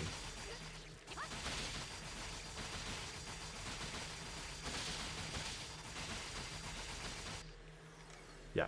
So this guy is optional. He's super hard. He doesn't even have a 100% drop rate. I think he has like a 10% drop rate, which fucking sucks. But yeah, he's the third purple that drops in this area. Let me put Void Ray back on. Alright, and then if you actually need the Zangetsu To sword, and this is the last location, I would check literally every location before this one. without exceptions. See, here's Kamikaze, but you got to beat 2 ninjas to get to her. And then even if you come this way, you got to beat 2 more ninjas. You got to jump over this shit. So that's why I would farm her in the room before. You break this open, you get a little drop there. There's a green chest up here at the end of this room. I don't remember what it is. I don't think it's an accessory though. Anyway, you gotta run through this room with the doors, and then your Zangetsu To blast, your Zangetsu 2 that drops the Zangetsu To is in this room here. This is where your boss fight is here. You have to remember to make sure to hit up to talk to him after you beat him, or else he won't give you whatever his key item is. So that's that section of the game, and that's pretty much everything. I think I've covered it all. So yeah, you pretty much are routing by what you get dropped, and we kind of went through everything pretty in depth, I think. I don't think there's anything else to talk about. Oh yeah, there's one last thing to talk about, and that's at the shop actually. So there's the quests and stuff you can do, of course. I've done all these. These rewards will all be randomized and randomizers, so if you see something really good, you might want to try to kill those enemies if you're in the neighborhood. If you want to use the seed guy to grow some seeds, if there's seeds available or you find some in a chest or whatever, talk to this dude, hand it to him. It takes a few minutes, but then they'll grow. So like rice is typically what you would see people grow. And then this lady, you can turn. She's got a big long chest queen. For all these people, it's where you turn in items. You can go online and get familiar with it. Typically, we only ever turn in the tunic. You'll find the tunic in a chest. You'll find it in the shop sometimes. You tune it into her, she'll give you a food item or craftable food piece. Sometimes it's really what you need. The next few items, though, I think she needs a ring after that, which you don't usually want to give up unless you have more than one. And then I think after that, it's like the brigand armor or whatever. So you might even go 1 or 2 or even 3 deep into this quest, but you won't often have to touch that in randomizer. And then lastly, let's take a look-ski at like what some good items are. Okay, so weapons. What you're going to be looking for are, good stuff basically. So starting here, Dojigiri is pretty decent. This spear's okay. A lot of these boots are alright, but shield weapon's really good. You can use this against Dominique and just swing wildly all day long. A lot of these weapons, though, that you have the 8-bit weapons, as they're called, because you buy an 8-bit coin, they're then upgraded with a 16-bit, I think, a Nightmare and a 32-bit Nightmare or something. And you will get a random version. So there's 3 versions. There's like one that's the base version, and there's a one with a higher attack power, and then there's a third one with a higher attack power, right? So a lot of the times, just pay attention to that attack stat, how much it goes up. If you're not buying something with tech, like the shield weapon, you'll probably just want to look at what the actual damage is, because you'll get a random version in the randomizer. Some of these swords are okay. You're really looking at attack power for a lot of these, like Eus, Red Beast, Hikari. Like if their attack power is like the 3rd version, you'll probably want to try to grab them. Blood Grinder's fun. It curses stuff, which can actually cut stuff's HP in half. Some bosses are vulnerable to it, like Dom is actually vulnerable to curse, which is weird because it puts her in phase 2 right away. But then if the curse wears off, she gets that half health back. So you can do some cool stuff with this. I like the Sculptural Chisel a lot. This can instant kill a lot of stuff by petrifying it, but it is a spear. Ambivalence is also pretty good, if you can get the higher attack versions of this. Any weapon that does poison damage, you'll probably want to pick up if you haven't found a poison shard. This is a great way to do backup poison damage to like every boss in the game that's vulnerable to poison, which is, it's every boss except for Bale and... I think that's it. I think even Gremory takes poison damage. Craft a Kukuri or like one of the other 2 poison Kukuri. There's the Stinger that does poison. This guy.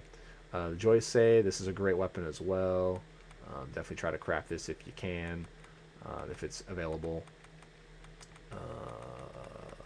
Blue Rose, really good.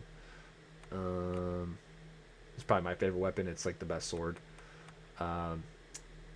Sometimes you'll get some good weapon drops. I think this armor club can drop off of one of the item pools in the game. So keep an eye out for that as a drop. Some of these katanas are pretty good. Easy-oi, Mika. Some of these spears have a quarter circle forward dash move. So if you have infinite MP, just like the Gram Sword, you can use them to dash through long rooms. Keep an eye out for those. Andromeda is also very good. Albria. And again, these weapons are good if you can find the version that has the big attack power. That's what you're looking for, really. Okay, bullets. If you can't craft diamond bullets, you're probably out of luck. You know, I think I mentioned that at the beginning. Helms, we kind of went over everything already. Witch's hat. This is the one that I don't have that is worth crafting. Otherwise, you're just looking for stats. Again, armor, same thing. If you can craft Aegis plate, I would. If you can craft, spike breastplate, I probably would as well, just in case, depending on what part of the game you're in. And then rings. So if you're going to use Aqua Stream as your main damage, you'll want ice rings. If you're going to use any of those fire or lightning shards we went over, I would say go ahead and craft up those. You'll be looking for Cursed Ring. That's a really good one. What that does is it gives you a bunch of stats everywhere except it tanks your luck stat, which is like, who cares when you're fighting a boss? Whatever. So you definitely craft those if they're in the shop. There's some other tech stuff, like the Unicorn Ring is something you might want to hang on to, equip it, and use your healing to get more out of your healing. I think we talked about some of the other accessories before that you can find in chests. Solomon's Ring is really good if you see this. This gets you more shard drops. Anything with the luck stat can be pretty useful. Warlock's Necklace is good. Reduces your MP usage. Anything with the luck stat. We talked about the 2 movement belts. We talked about the Curse Ring already. Critical Ring is not a bad thing to throw on. And just keep in mind that when you are going through the accessory slots, you can't wear more accessories in the same spot on your body that you would normally be able to wear. So like, you can't put on 2 necklaces. If I put on a necklace and I was wearing a skull necklace, I would it would unequip one. If I try to put on a second belt, it will unequip one. Stuff like that. You can wear 2 rings, of course. So yeah. And scarves, not really much to say about scarves. Scarves are, like, if you can craft a good one, go for it. Fairy Scarf's good. It's got good, I think it's luck. Batwings, I think, has int. And potentially luck as well. And then the rainbow one has all the stats. But nothing really super important in the scarf department. Just bonus stats for the most part. And then definitely look over your shards. You might be able to upgrade some of your shards, and or even create them, right? So like this one, these are all random when you play the randomizer usually. So like you might find a key shard that you need in here that will do some damage for you. So there's your shop. One last note we'll go through is the Alkahest item. The reason I mentioned buying that is you can use that to break items down for materials. And the reason you might want to try to buy some if you find them, or farm some if you find them, is because what you can do is you can craft a food item or break a food item down, and then when you get the ingredients for the food item, if you have enough to recraft it, you can recraft it. And once you prepare a food item, it is able to be purchased in the shop. So let's just do, let's see, I'll make a garlic chicken, right? And we'll make some egg on rice. Now I can run over to the regular store, and when I go into the potion section, the food I've crafted is now at the bottom, and I can buy multiple copies of it. And this is very useful, especially if you can find something easy to craft, like rice balls. Now I can just buy 90 rice balls, so that my fights at the end game, I can take a lot of extra damage, and I can just pause, heal up, continue.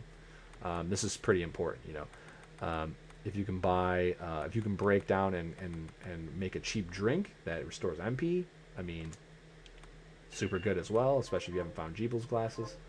So there you go. That's the shop bit at the end. I think I've covered almost all you can cover, and thankfully I was able to do it in under 3 hours. I thought it was going to take longer than that, honestly. But here it is. This is my second attempt at this. I think it's a little bit better because it kind of just like assumes you know everything base about the game, like how to move, how to jump, all that crap. And I just kind of went through a lot of the items and the equipment as a quick refresher for you. You know, if you played the base game once a year ago and like wanted to get into the randomizer, you maybe don't remember that stuff, but you're familiar with Metroidvanias in general and so on. So we went through all that, and we went through all the routes in the game. Now, again, this last little bit here in the last few minutes I've got, I would say that routing is complicated. There's a giant map here. There's all sorts of weird decisions that you might have to make. You're gonna miss stuff when you start out. Don't worry. Like I missed stuff all the time. I thought, oh, I have to go this way, and the whole time, like I had Aqua Stream sitting in my inventory. I could have went underground, underwater. Like, oh, wow, I'm soft locked. No, I'm not actually. The thing is, when you use the built-in randomizer of the game, there is a small chance you will get soft locked. It happens. There is a new update coming for the game with a bunch of extra stuff, like more costumes and like another game mode and some kind of co-op thing. And we're hoping that when that comes out, they will also include some updates for the randomizer, make the logic a little bit better, so that we don't need safety items anymore. Who knows? We're hoping they're going to touch it again, but we'll see if they do or they don't. But yeah, routing is going to be something that you're only going to get better at by playing the game and through experience and analyzing where you maybe made a mistake here and there, and then going back and watching your own stuff, or like going back through your route and trying to remember what route you took and where you could have made a different decision, and then chasing all that down. It takes a lot of work. You don't get good at this thing overnight. I've been playing this for months now. I'm still pretty bad at it, but I have a lot of fun doing it. I've even done some races. But you'll most likely find me commentating, on races and stuff like that, doing commentary analysis and trying to help people learn the game and get better at it. I mean, there's still a lot for me to learn. I'm still trying to memorize all the drop tables and everything like that, to know, when good items are dropped and so on. And, there's still a few things in the game that we're not 100% sure how they work. Like I mentioned, luck, and some other stuff. So we're always learning, discovering, and all that. And I appreciate you sticking with me through this whole thing. I hope to see you racing soon. The Randomizer Discord will be in the description below, so go ahead and click on that, please. Join us over there. Introduce yourself. Let us know where you're at in the game. We're more than happy to always hang out with you, coach, help you practice, all that kind of good stuff. All right. So again, thanks guys. Thanks for the Randomizer community. There was a great tournament that was just happening. I'll try to grab the playlist for that and include that in the description as well. It's not over at the time of this recording, but the video should just be added to that playlist. So if you want to watch the Randomizer tournament, you should be from 2023. You should be able to do that with the playlist link, and you can definitely catch some of those matches. There's a couple matches where I did commentate with Bobby, so yeah, definitely check those out, and see some of the best players playing. Yeah, and that's about it. I think I'm good for now. If there's ever a better way to do this and revisit, I will definitely look at that, and I will definitely try to include some. I would include resources in the description, but they're all in the Discord. So if you head on over to the Randomizer Discord, like all the stuff like spreadsheets and drop tables and all this stuff, it's all over there. We're working on building a really robust resource database over there. So please just join us over there, check it out. All right, take care, guys. Hope to see you playing the game, and if you ever want to hit me up and play some Bloodstain with me, just let me know. I'm online all the time. All right, take it easy, y'all.